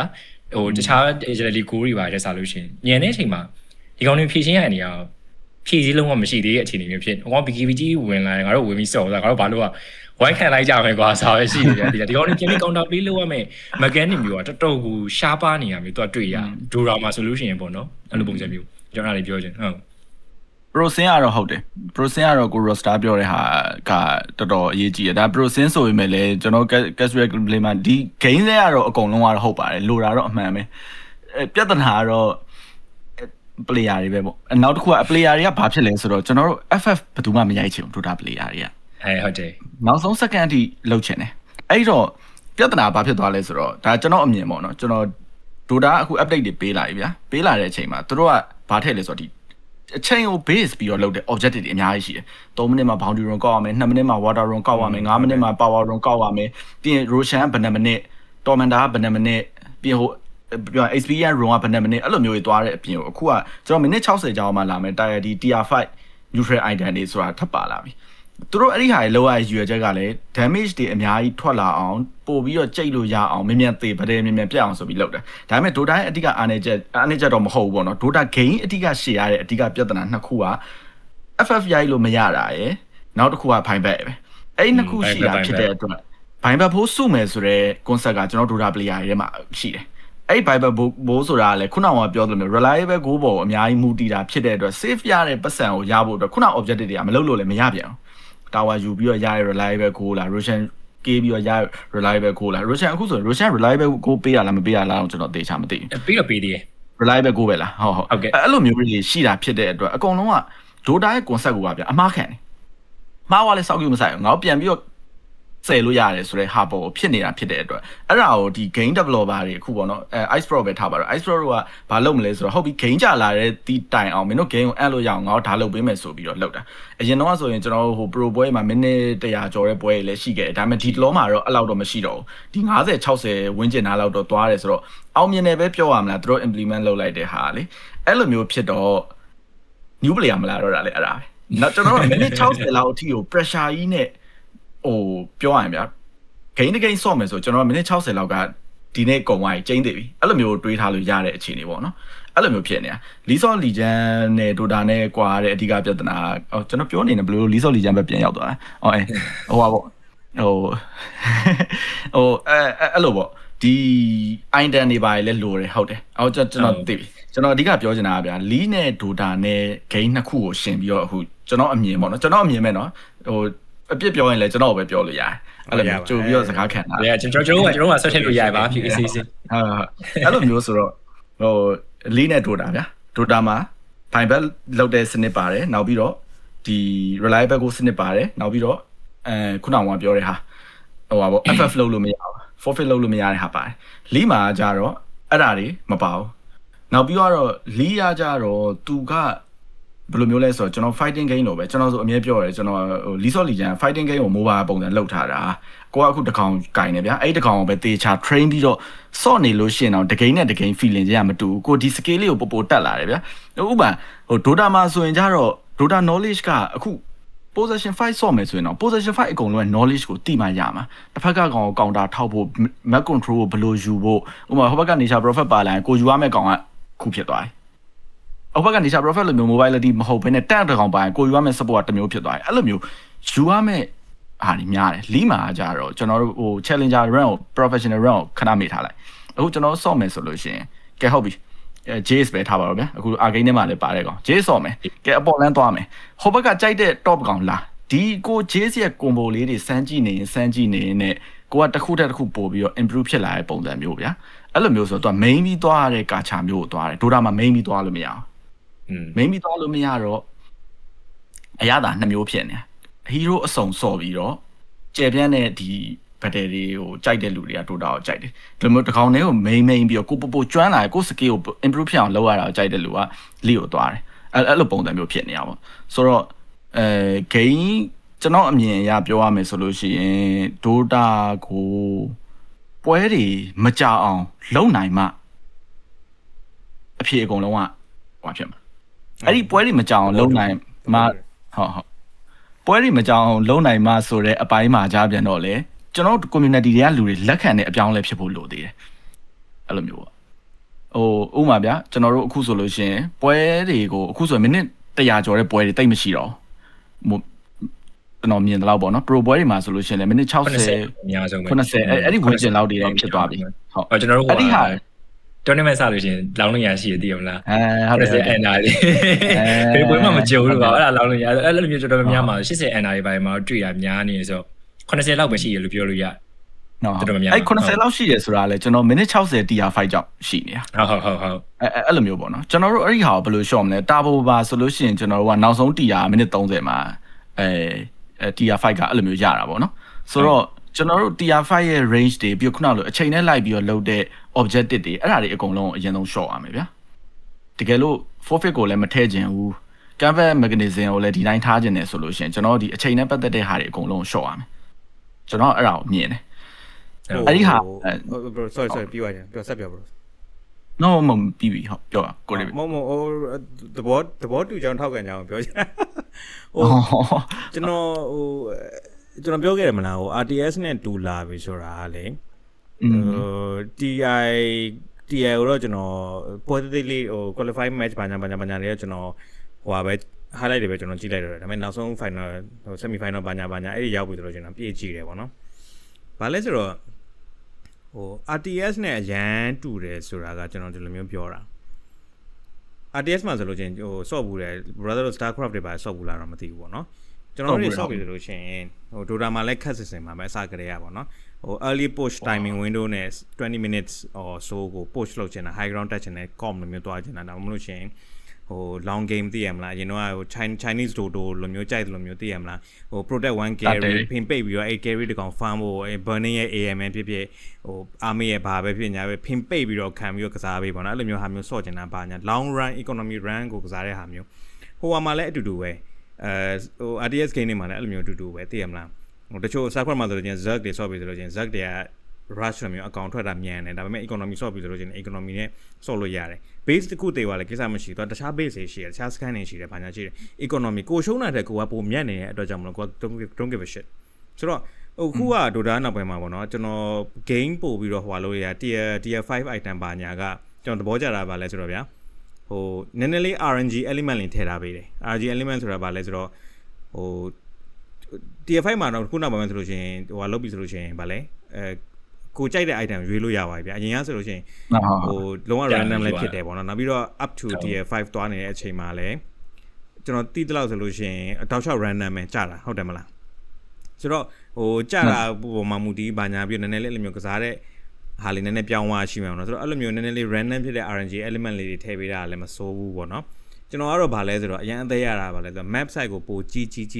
အောင်လုပ်လိုက်တာပဲကြီးပြီးတော့ objective တွေပို့ပြီးထည့်လိုက်တယ်ဆိုလို့ရှိရင်ကျွန်တော်အခုအစပိုင်းတော့ကျွန်တော်ပြောခဲ့တဲ့အတိုင်းပဲထပ်ပြီးသွားဖို့ဆိုလို့ရှိရင်ဒီလူတွေကဒီ hardcore player တွေဒီ amount ကိုဟိုလို့ reduce လိုက်တာကအများကြီး reduce လိုက်ရင်ကြိုက်မှာမဟုတ်ဘူးအများကြီးတက်ထည့်လိုက်ပြီဆိုလို့ရှိရင်လည်းဒီထက်ပိုပြီးကြီးသွားလို့ရှိရင်လည်းတကယ်သိမလားဟိုဘက် base နဲ့ဒီဘက် base ဆိုကြပို့ဆိုလို့ရှိရင် helicopter နဲ့သွားအရန်အခုတော့လာသွားလို့ရတယ် I mean yeah ကျွန်တော်ပြောပြတာပေါ့နော်ပွဲတွေကအဓိကက I don't know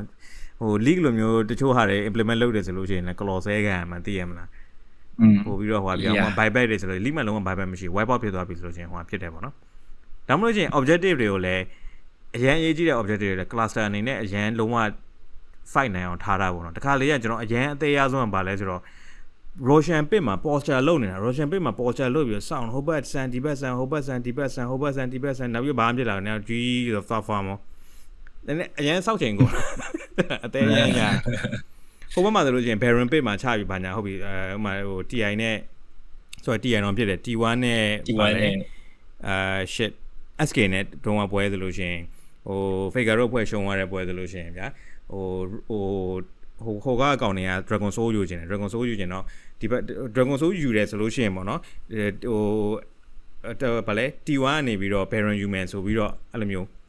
သူတို့ည poster လုပ်နေတယ်ဒါပေမဲ့သူတို့ poster လုပ်တာအရမ်းမြန်တယ်နည်းနည်းချိန်လိုက်တယ်ဘာဖြစ်လဲညာဖြစ်ဘာလို့သူတို့က timing window မြေပေါ်လည်းသိတယ်ဗျာမြေပေါ်လည်းသိတယ်ဆိုတော့ decision ကနည်းနည်းလောက်ရတယ်လောက်ပြီးတော့ဟိုဘက်ကနည်းနည်းပုတ် damage နဲ့ထိသွားပြီဆိုတာနဲ့ဟိုဘက်ကတယောက်ကသူ့ရတော့ဝက်လောက်ဖြစ်သွားပြီဆိုတာနဲ့ချက်ချင်းပဲဟို T1 ဘက်ကနေပြီးတော့ဟို sorry S ဗါလေ T1 ဘက်ကပြောတယ်ကျွန်တော်မှားတော့မှာကုန်ပြီဒါပေမဲ့ anyway Faker အဖွဲ့ Faker team မဟုတ်တဲ့ဘက်ကနေပြီးချက်ချင်း Dragon Soul ပြေးယူတယ်ကျွန်တော်ပြောချင်တာကဗျအဲ့လိုမျိုး decision တွေပုံမြန်တယ်ပို့ပြီးတော့လည်းဟိုဟာဖြစ်တယ်ပြီးတော့ Dragon Soul ပြေးယူတယ်ဆိုလို့ရှိရင် Dragon Soul လည်းပြီးတော့ Baron Pit ကိုရောက်ဖို့အရန်မကြောက်တကယ်ပြောအရန်မကြောက်ဟိုဘက်ကတခုခုက Roshan Pit ကနေပါညာဟိုဟာဖြစ်ပြီဆိုလို့ရှိရင်တော့နောက်ပိုင်းမှာဆိုလို့ရှိရင်ဟုတ်တယ်ဟို outpost ဆိုဘာလို့ညာလို့ရှိတော့ teleport ကျလို့ရတယ်ပါညာလို့ဟိုဖြစ်လေဒါပေမဲ့ဝေးတယ်ဟိုကလမ်းလျှောက်နေရတယ် teleport ability ရှိဖို့မလိုဘူးဆိုတော့အဲ့လိုမျိုးဂျားထဲမှာ down time နဲ့ dead time နေဗျာသူတို့ကလမ်းလျှောက်နေတဲ့အချိန်မှာဆိုလို့ရှိရင်လေ there's no action there's no strategic movement ကလမ်းလျှောက်နေတဲ့အချိန်မှာဟုတ်တယ်မလားဆိုတော့အဲ့လိုမျိုး map site ကပိုကြီးနည်းနည်းလေးပိုပြီး strategically ပိုပြီးကျုံနိုင်မယ်ဆိုလို့ရှိရင် down time ပိုတက်တာရဆိုလို့ရှိရင်ပိုပြီး action ရှိမယ်ပိုပြီး action ရှိတယ်ဆိုလို့ရှိရင် game ကပိုပြီးတော့တိုးလာမယ်လို့ကျွန်တော်ကတော့မြင်တာပဲပေါ့နော်အဲ့လိုမျိုးတော့ယူဆတာပေါ့ကျွန်တော်ကတော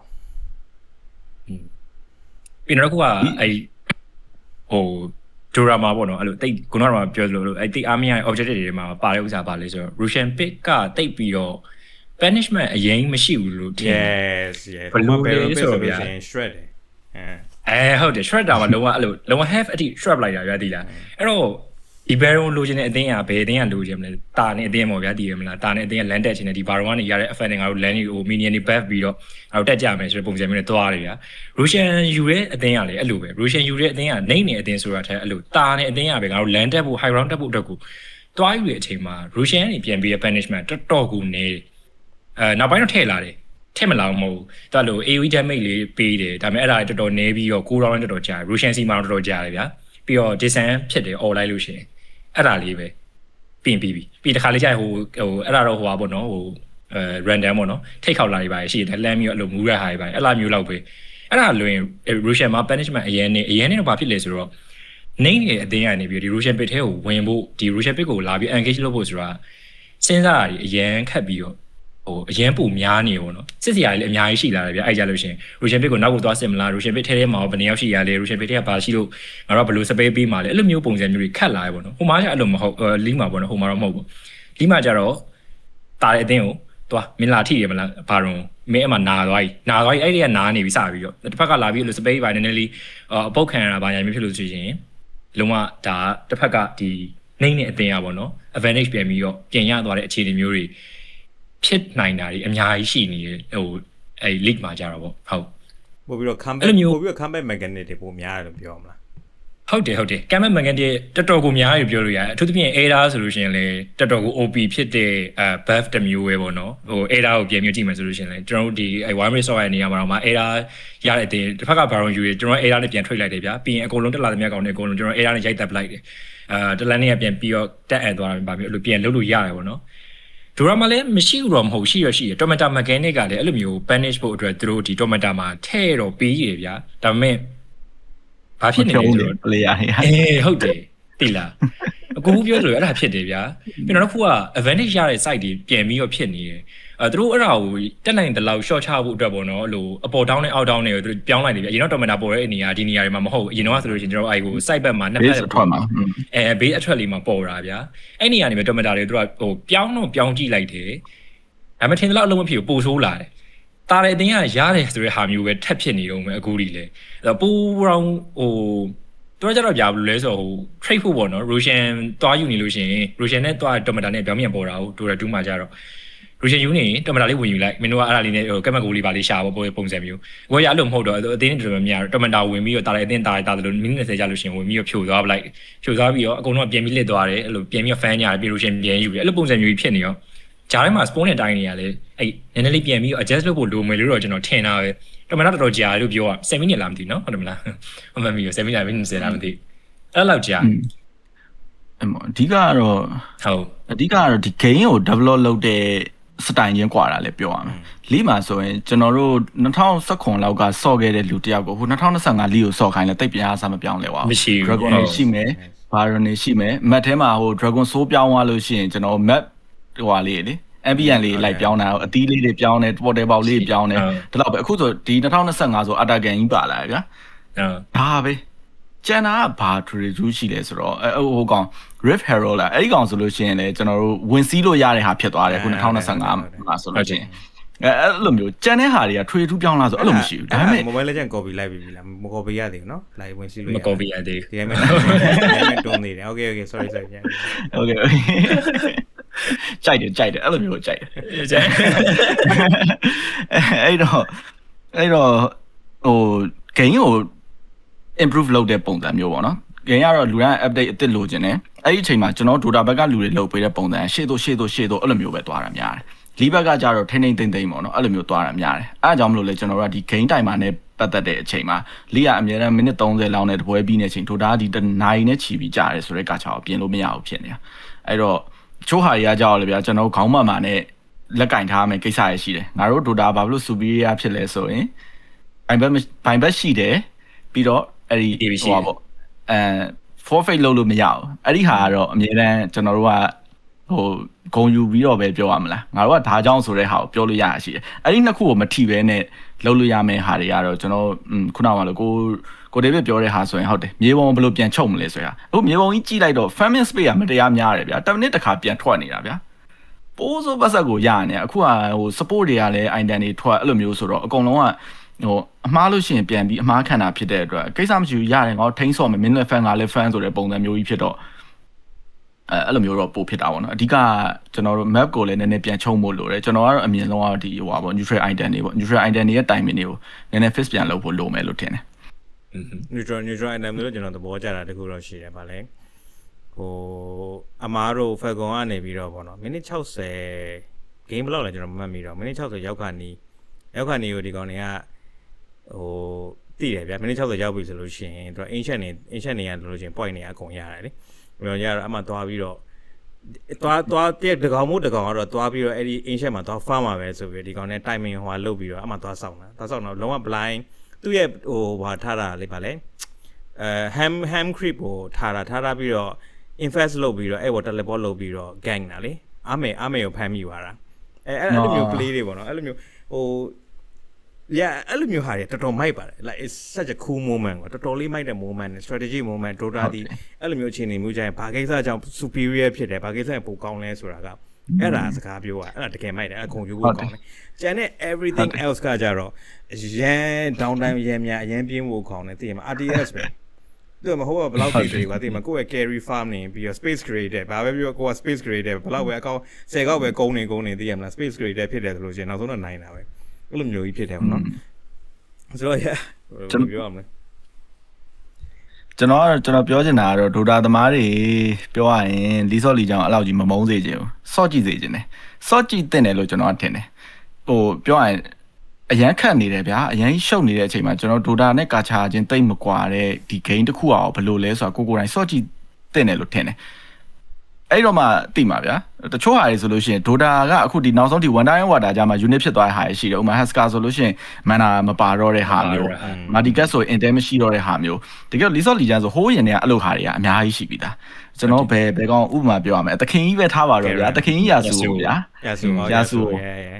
ရာစုသူ့ရဲ့ play style ဆိုရင်ကြည် mana လည်းမရှိဘူးသူလမ်းလျှောက်နေရှိတွေပြန်တက်လာတယ်ပြီးတော့သူသွားရတဲ့ပုံစံဒီ unit တွေနဲ့ခုံပြီးသွားတဲ့ဟာမျိုးနောက်တစ်ကောင်ဆိုဘိုင်ကောင်ရှိဥပမာနားတော့ပါတော့ဗျာနားဆိုကျွန်တော်အခုချိန်ဒီကောင်းမစော့တတ် rage ပါအဲ့ဒီကောင်ရဲ့ rage file ကိုကျွန်တော်ဘလို့က manage မလုပ်တတ်ဘူးဗျာအဲ့လိုမျိုးတွေပေါ့သူတို့မှာဆိုရင်တို့တကောင်ချင်းစီမှာစော့ကြည့်ရင်နဲ့အဲ့လိုမျိုးဟိုကိုယ်စိတ်ကျဉ်နှမှုပေးတဲ့ဟာမျိုးလေးရှိတယ်ဗျာ Dota နဲ့မတူတဲ့ဟာမျိုးလေးပေါ့ Dota ကကြတော့ကျွန်တော်က knowledge တွေကိုအပြည့်ခေါင်းထဲကိုထည့်ရှိသမျှ hero တွေရှိသမျှ item တွေကိုထည့်အဲ့လိုလုပ်ပြီးတော့စော့ရတဲ့ပုံစံမျိုးအရင်ကြီးလို့ ਨੇ အဲ့တော့ဟို Dota knowledge ရှိပြီးသားလူတယောက်ကလီကိုသွားစော့မယ်ဟုတ်ပြီမင်းတို့တွေမှာအခက်ဆုံးဘယ်ကောင်ရှိလဲ အဲ့လိုမျိုးရွေးလိုက်ဗျာဥမာ Dota လာဆော့တဲ့ကောင်တွေဆိုကျွန်တော် Invoker တွေမိပိုးတွေပေးကြတယ်လို့မျိုးပဲလီမှာဆိုလဲKatarina တို့ပါဆိုလဲဆော့လို့ကောင်းတယ်ဗျာဒီကောင်တွေဆိုအရန်ကို first base ကအရန်ကိုများတယ်ကျွန်တော်ဆိုလဲအဲ့လိုမျိုးဆိုကျွန်တော် Katarina ဆော့ရန်ချတယ်ဒါပေမဲ့ကျွန်တော်ကြိုက်တယ် Katarina ဆော့ပျော့တယ် လာတယ်ကျွန်တော်ကြိုက်တယ် Katarina ရဲ့ Irelia ကျွန်တော်ဒါကြိုက်တယ်ဒီမှာဆိုလို့ရှိရင်အာကာလီတို့ပါကျွန်တော်အဲ့လို assassin လေးဆော့တယ်ဗျာကျွန်တော်ပြောဟို Zoe တို့ပါလဲ Zoe တို့ပါဆိုလဲအဲ့လိုမျိုးကျွန်တော်ကြိုက်တဲ့ကောင်တွေ mage တွေထဲမှာဆိုလဲအဲ့လိုမျိုးလေးဗျာဟိုစော့ကြည့်လိုက်ကြပါကျွန်တော်ပြောချင်တာအရင်ကြီးမုန်းတဲ့စိတ်ကြီးကိုရှေ့တန်းမတင်ပဲနဲ့စော့ကြည့်လိုက်ကြပါကျွန်တော်တို့ကဒီ internet တွေမထွန်းကားတဲ့ခေတ်မှာဒီဟို Warcraft 3ပေါ်ကဒီ Dota map လေးနဲ့ကျွန်တော်စော့ခဲ့ကြရတယ်အဲ့တော့ကျွန်တော် Dota ကတော့ကျွန်တော်နှလုံးသားနဲ့အမြင့်တွယ်နေတာမှန်တယ်ဆိုပေမဲ့အဲ့ချိန်တော့ကျွန်တော်က internet access တွေမရှိဘူးအကောင့်တွေလွယ်လွယ်လေးဖွင့်လို့မရအောင်ပြီးတော့ League of Legends ဆက်ကျွန်တော်ပတ်စံနေရောင်းတာ community ကလည်းဘယ်လိုအခြေအနေမှမသိတော့ကျွန်တော်အဲ့လိုဖြစ်ပေမဲ့အခုဒီနေ့ဒီအချိန်မှာကျွန်တော်တို့ PC ပေါ်က League of Legends ကိုစော့ကြည့်စေချင်တယ်ဆိုတာအကောင့်ဖွင့်တာကလည်းအရင်လွယ်တယ်Dota နဲ့လည်းတိတ်မကွာဘူးနောက်တစ်ခုကအဲ့လို fighting game အထာမျိုးမှာတော့ကြည့်နေနဲ့သိသွားလိမ့်မယ်ဒီ game တစ်ခုကခက်ဟို easy to learn hard to master ဆိုတဲ့စကားဘာကြောင့်ဖြစ်နေလဲဆိုတဲ့ဟာကိုပေါ့နော်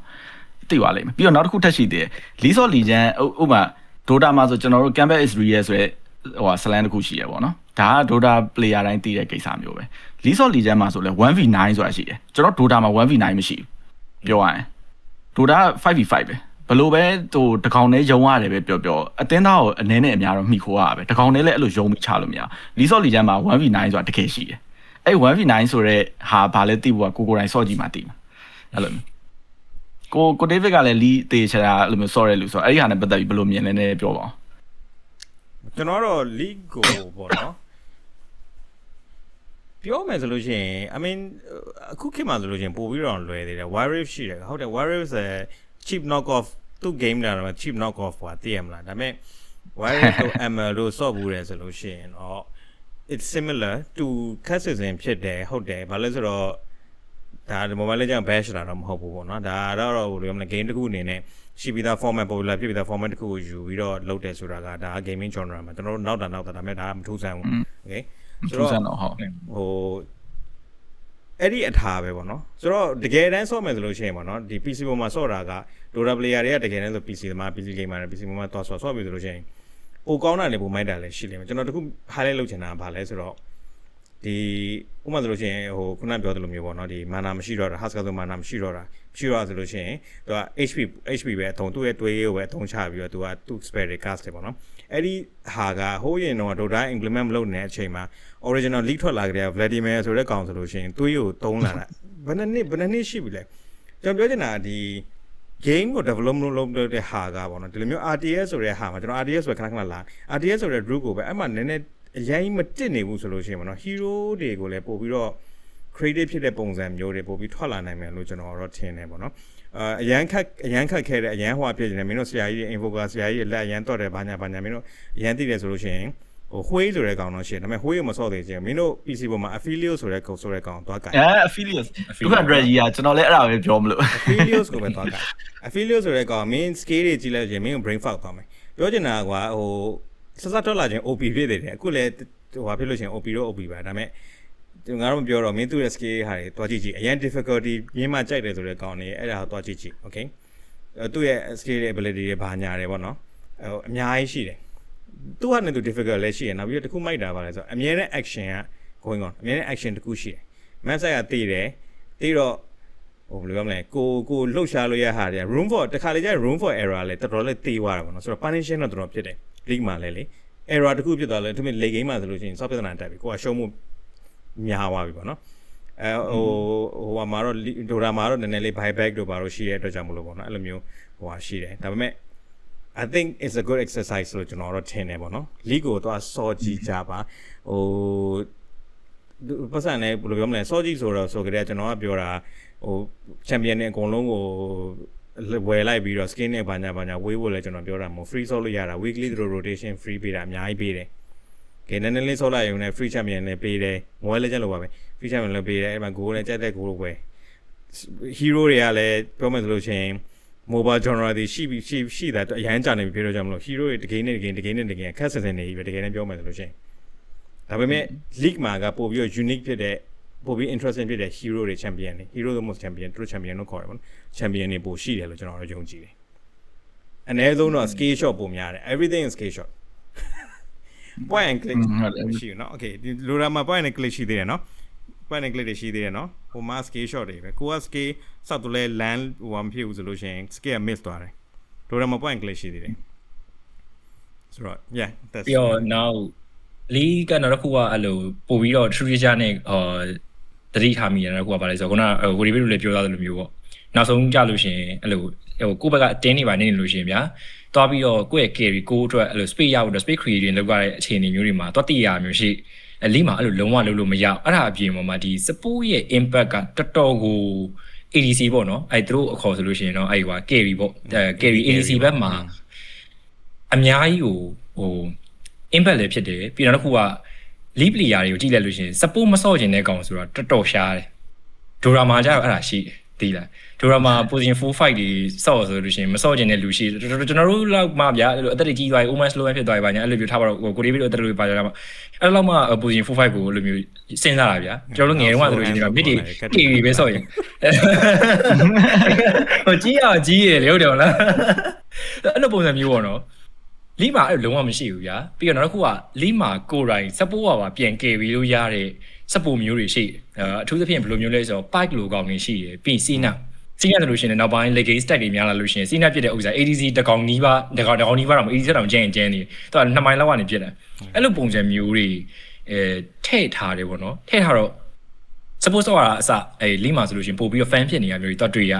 အဲ့လိုပုံစံမျိုးလေးတွေကနည်းနည်းလေးတော့ပြန်ပြီးခုနဟိုကျွန်တော်ပြောခဲ့တဲ့scaling လုပ်တဲ့ဥစ္စာအကြောင်းရောပြီးတော့နောက်ဒီ hero ကိုတိစောက်ထားတဲ့ပုံစံမှာရရောအဲ့နှစ်ခုလုံးမှာတော့နည်းနည်းလေးအလီဘက်ကမှာနည်းနည်းပို့ပြီးအဲ့ဒါလေးအားတာလိမ့်မယ်လို့ထင်တယ်ကျွန်တော်တို့စက်တီလို့ဒိုရာမာသိရမလားဒိုရာလိုမျိုး game အချိန်မျိုး Nexus လိုမျိုး stack လုပ်လို့ရတဲ့ကောင် infinite damage stack လုပ်လို့ရတဲ့ကောင်မျိုးတော့ထည့်လို့ရှိရင်တော့စောက်ပြဿနာပေါ့နော်အဲ့ဒါဟုတ်တယ်အဲ့မှာဆိုလို့ရှိရင်ဒါမိနစ်60လုံးထွက်မလာပါဖြစ်လာတော့မှများသိလားအဲ့လိုမျိုးလုံးဝမရအောင်ထိုးတာမှကြာ by the way Pangolia ဆိုလို့ရှိရင်နော်ဟို Ramos ကို copy လုပ်တာနော် Dota player တွေစတာပါဒါတော့ကျွန်တော်ကတော့အဲ့လိုမျိုးမပြောဘူးတခုပဲရှိတယ်ကျွန်တော်ဟာတာပြောမယ်ဆိုလို့ရှိရင်ပေါ့နော်ကျွန်တော် mobile legend ကိုတည်းမဲ့ bash လုပ်တယ်မဟုတ်ဒီလို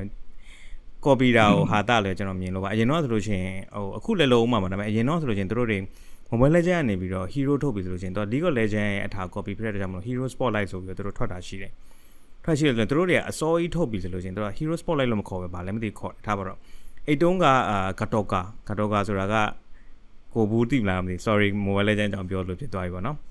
ကျွန်တော် mobile legend တော့ install မလုပ်ဘူး Katoka ကဗာလဲဆိုတော့ကျွန်တော် League of Legends ဆိုလို့ရှိရင်ဟိုလိုမျိုး Galio လိုမျိုးကောင်း Galio နဲ့တူတူပဲအကုန်တပုံစံတိုင်းပဲ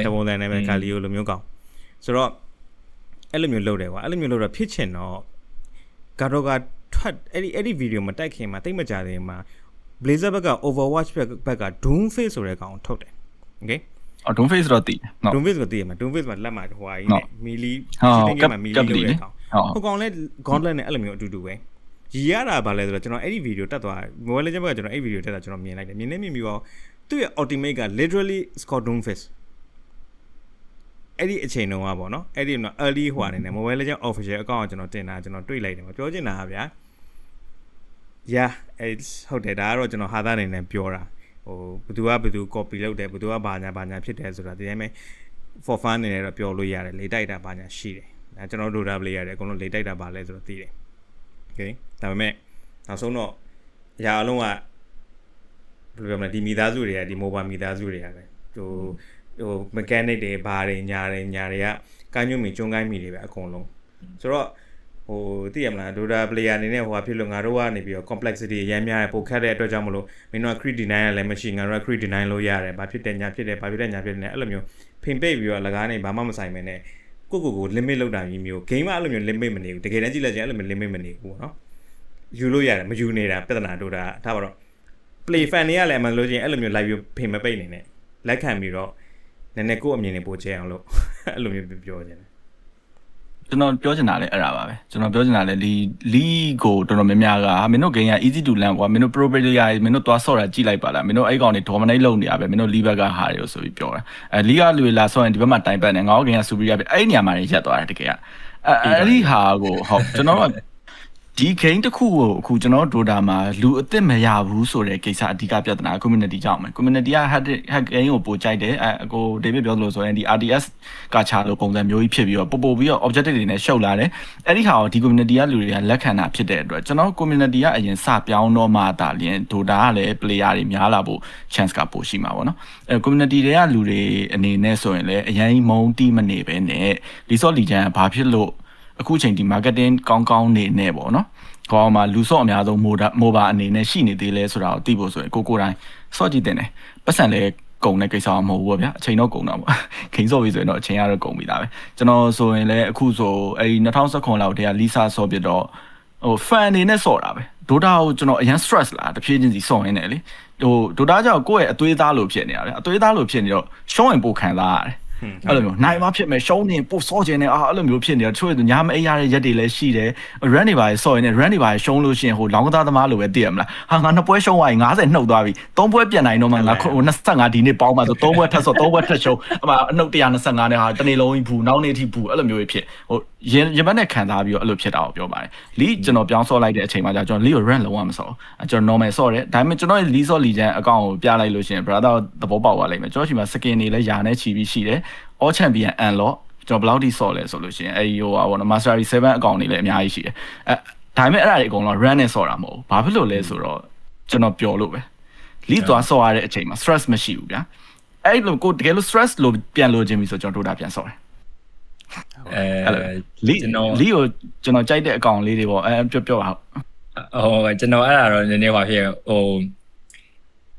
ကိုဘူးပြောသားတယ်လို့ Dota အသွေးသားဖြစ်နေလို့ Dota မှာじゃအရင် CV ဖြစ်နေပေမဲ့လီမှာလည်းနည်းဟို stress သိမ့်မရှိဘူးဆိုတာမျိုးပေါ့နော်ဒါပေမဲ့တကယ် rank grimy ဆိုလို့ရှိရင်တော့အဲ့လိုမခံစားတော့ဘူးထင်တာပဲဘာလို့လဲဆိုတော့ကျွန်တော်ပြောမှမစော်တာဟုတ်ကျွန်တော်ဘာလို့လဲဆိုတော့ကျွန်တော်ဟိုဟာဖြစ်ဖူးတယ် sovereign ကိုတင်မှုတယ် sovereign တင်တဲ့အချိန်မှာဘာဖြစ်လာလဲဆိုတော့ခုနကကိုဘူးအဲ့လိုဟိုကြုံတွေ့ခဲ့ရတယ်မျိုးပဲအဲ့လိုအနောက်85ဖြစ်သွားပြီငါ3ပွဲစုံမှသိရမလားပြင်ရတော့မှာ sovereign မှာကျတော့ကျွန်တော်ဒီဟိုဟာမှာပါwire rip မှာပါဟိုဒီဟိုမှာမဟုတ် PC မှာ summoner rip မှာမဟုတ် wire rip မှာကျတော့ sovereign တင်တဲ့အချိန်တုန်းကဆိုလို့ရှိရင်တနေ့လုံးမှာအဲ့လိုတပွဲပဲနိုင်တာတော့ဗျာအကုန်လုံးစီးရင်ပေါင်းလိုက်ရင်ဗျာတပွဲပဲအပေါင်းထွက်တာမျိုးဗျာဒါပေမဲ့အဲ့တပွဲရဖို့တော့ကိုကျွန်တော်ဆော့တဲ့ဥစ္စာကျွန်တော်ဟိုမျက်လုံးပွင့်ကြတဲ့ကဖုန်းခတ်ခိုင်းနေပြီထိုင်ဆော့တဲ့ဥစ္စာဟိုညအိတ်တဲ့အထီကိုကျွန်တော်ဆော့ထမင်းနဲ့အဲ့လိုဆော့နေနေစားကျွန်တော်အဲ့လိုထီလုပ်ခဲ့ရဗျာကျွန်တော်ဟိုဘာလာဟို8လလောက်ရှိရကျွန်တော် grind အဲ့ wine rip ကိုပေါ့နော်အဲ့တော့ထားတဲ့စိတ်ပေါ်မှာမူတည်မယ်လို့ထင်တာပဲနော်ထားတဲ့စိတ်ပေါ်မှာတကယ်မူတည်ရဲ့ထားတဲ့စိတ်ပေါ်မူတည်ပြောရအဓိကအဲ့ဒီလူတွေကအရန်ကျွန်တော်တို့ community ကလူတွေအရန်ဟာကိုဖြစ်နေတ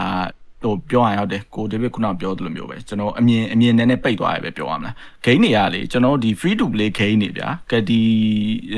e-sport genre တွေက game တွေလောက်တယ်ဆိုတဲ့သဘောတရားရှင်းနေပဲလူတိုင်းက game ကို free ဆော့လို့ရအောင်လုပ်ထားတယ်မင်းတို့ဒီ game ကိုဝယ်စရာမလို so game တွေဆိုပတ်စံပေးဝယ်ရတယ်သူ community လေးသူရှိတယ်ဒီ game တွေကကြောင့် free user တွေများလာတော့မှအဲ့တွေကနေခုနကလိုမျိုး professional player တွေနဲ့ပတ်စံသုံးတဲ့ဝှေးတွေနဲ့အဲ့လိုမျိုးဝင်လာပြီးတော့သူတို့ကလည်းသူတို့ဘာသာလက်ပတ်အဲ့တော့ casual ဆိုတဲ့ဟာကိုကြစ်ပယ်ထားလို့မရအောင်အဲ့ဒီ casual player တွေနဲ့ casual player တွေရဲ့အမြင်တွေကိုကျွန်တော်တို့ကလက်ခံပေးဖို့လိုတယ်အဲ့လိုမျိုးလက်ခံဖို့ဆိုလို့ရှိရင်အရင်စိတ်ထဲမှာအမုန်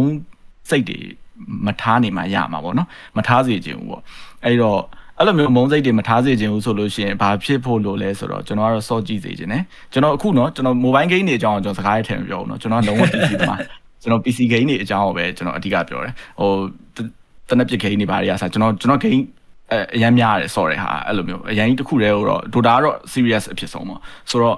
ဟို community ကိုကျွန်တော်ကအဲ့လိုမျိုးပေါ့တောင်းဆိုချင်တာကတော့ဟုတ်ပါတယ်ကျွန်တော်တို့ကဘယ်လိုပဲဖြစ် Dota ကတော့ serious ဖြစ်တဲ့ game superior ဖြစ်တဲ့ game မှန်တယ်ဒါပေမဲ့တခြား game တစ်ခုကိုကျွန်တော်တို့ကအဲ့လိုမျိုး fight တော့မယ်ပြောတော့မယ်ဆိုရင်ကိုတိုင်းတော့ search ကြည့်တင်တယ် search ကြည့်ရလောက်အောင်ဒီသူ့ဟာနဲ့သူကောင်းတဲ့ဟာတွေရှိလို့ပဲသူတို့မှလည်း player တွေအများကြီးရှိတယ်ဆိုတာကိုကိုတိုင်းသိစေချင်တာပါကျွန်တော်အဲ့ဒါလေးပဲပြောချင်တာအဲ့ဒီဟာအဲ့ကြတော့မှကျွန်တော်ခုနကလို့ပေါ့နော်အခုဆိုရင်ဒါကျွန်တော်တို့က game တွေအကုန်လုံးတွေလှည့်ပတ်ဆော့နေတဲ့လူတွေဒီလိုမျိုးကိစ္စတွေပြောနေတဲ့အချိန်မှာကျွန်တော် idea မွားစီလေးထွက်လာရပေါ့ဗျာအဲ့ကျွန်တော် community မှာလည်းအဲ့လို idea မွားစီလေးတွေအများကြီးထွက်လာပြီဆိုတော့မှကျွန်တော်ဒီ Dota ဆိုတဲ့ဟာကြီးကိုလည်းပြောင်းဖို့ပို့ပြီးတော့ဖြစ်လာမှာလူတွေကပို့ပြီးတော့ open minded အဲ့လိုဖြစ်ရမှာပေါ့ဟုတ်တယ်လို့ပြောလိုက်ဟုတ်တယ် are you open ဟုတ်တယ် guy လို့ပြော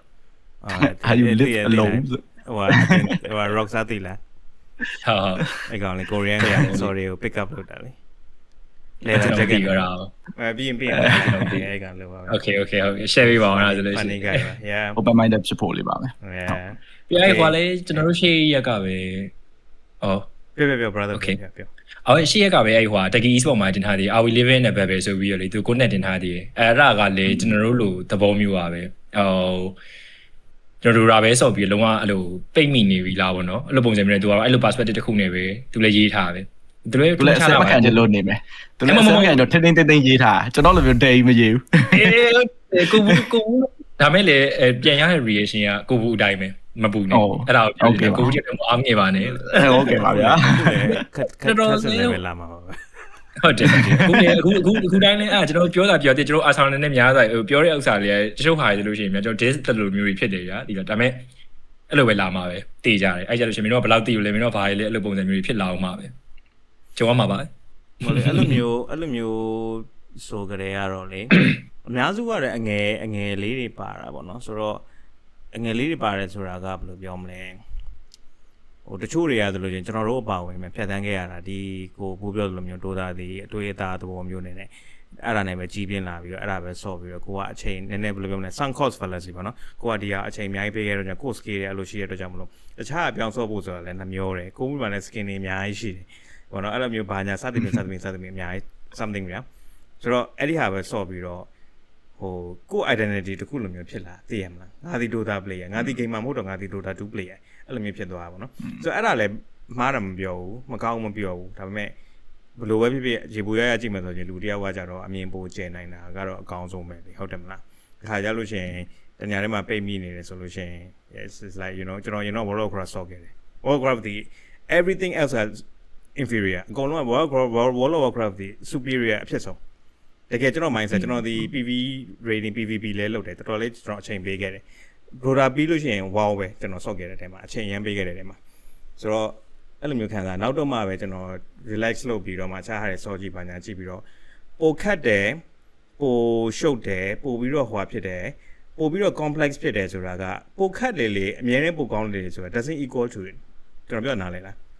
းပိုခတ်လေပိုကောင်းတယ်ဆိုတာအဲ့လိုမျိုးအတိတ်ပဲမရှိဘူးအဲ့လိုမျိုးသာဆိုလို့ရှိရင်များလူတွေကဘာလို့အခုတည်းဆော့ကာကိုပဲဘောလုံးကန်နေတယ်ကျွန်တော်ပြောတာနည်းနည်းတော့ကွာတော့ပါတို့တော့သဘောတရားတော့ပါလဲဆိုဘောလုံးမလို့ဒီတိုင်းပဲကန်နေသေးတယ်။ဘာကိစ္စဘောလုံးကနေပြီးတော့ဟိုဘောလုံးမဟုတ်ပဲနဲ့ဂျက်ဘက်တွေဝေပြီးတော့ရှောက်ပြန်ပြီးတော့ဘောလုံးတွေရှောက်ကန်နေပို့ပြီးတော့ခတ်တယ်ဆိုတော့ mechanically ပို့ပြီးတော့ခတ်တယ်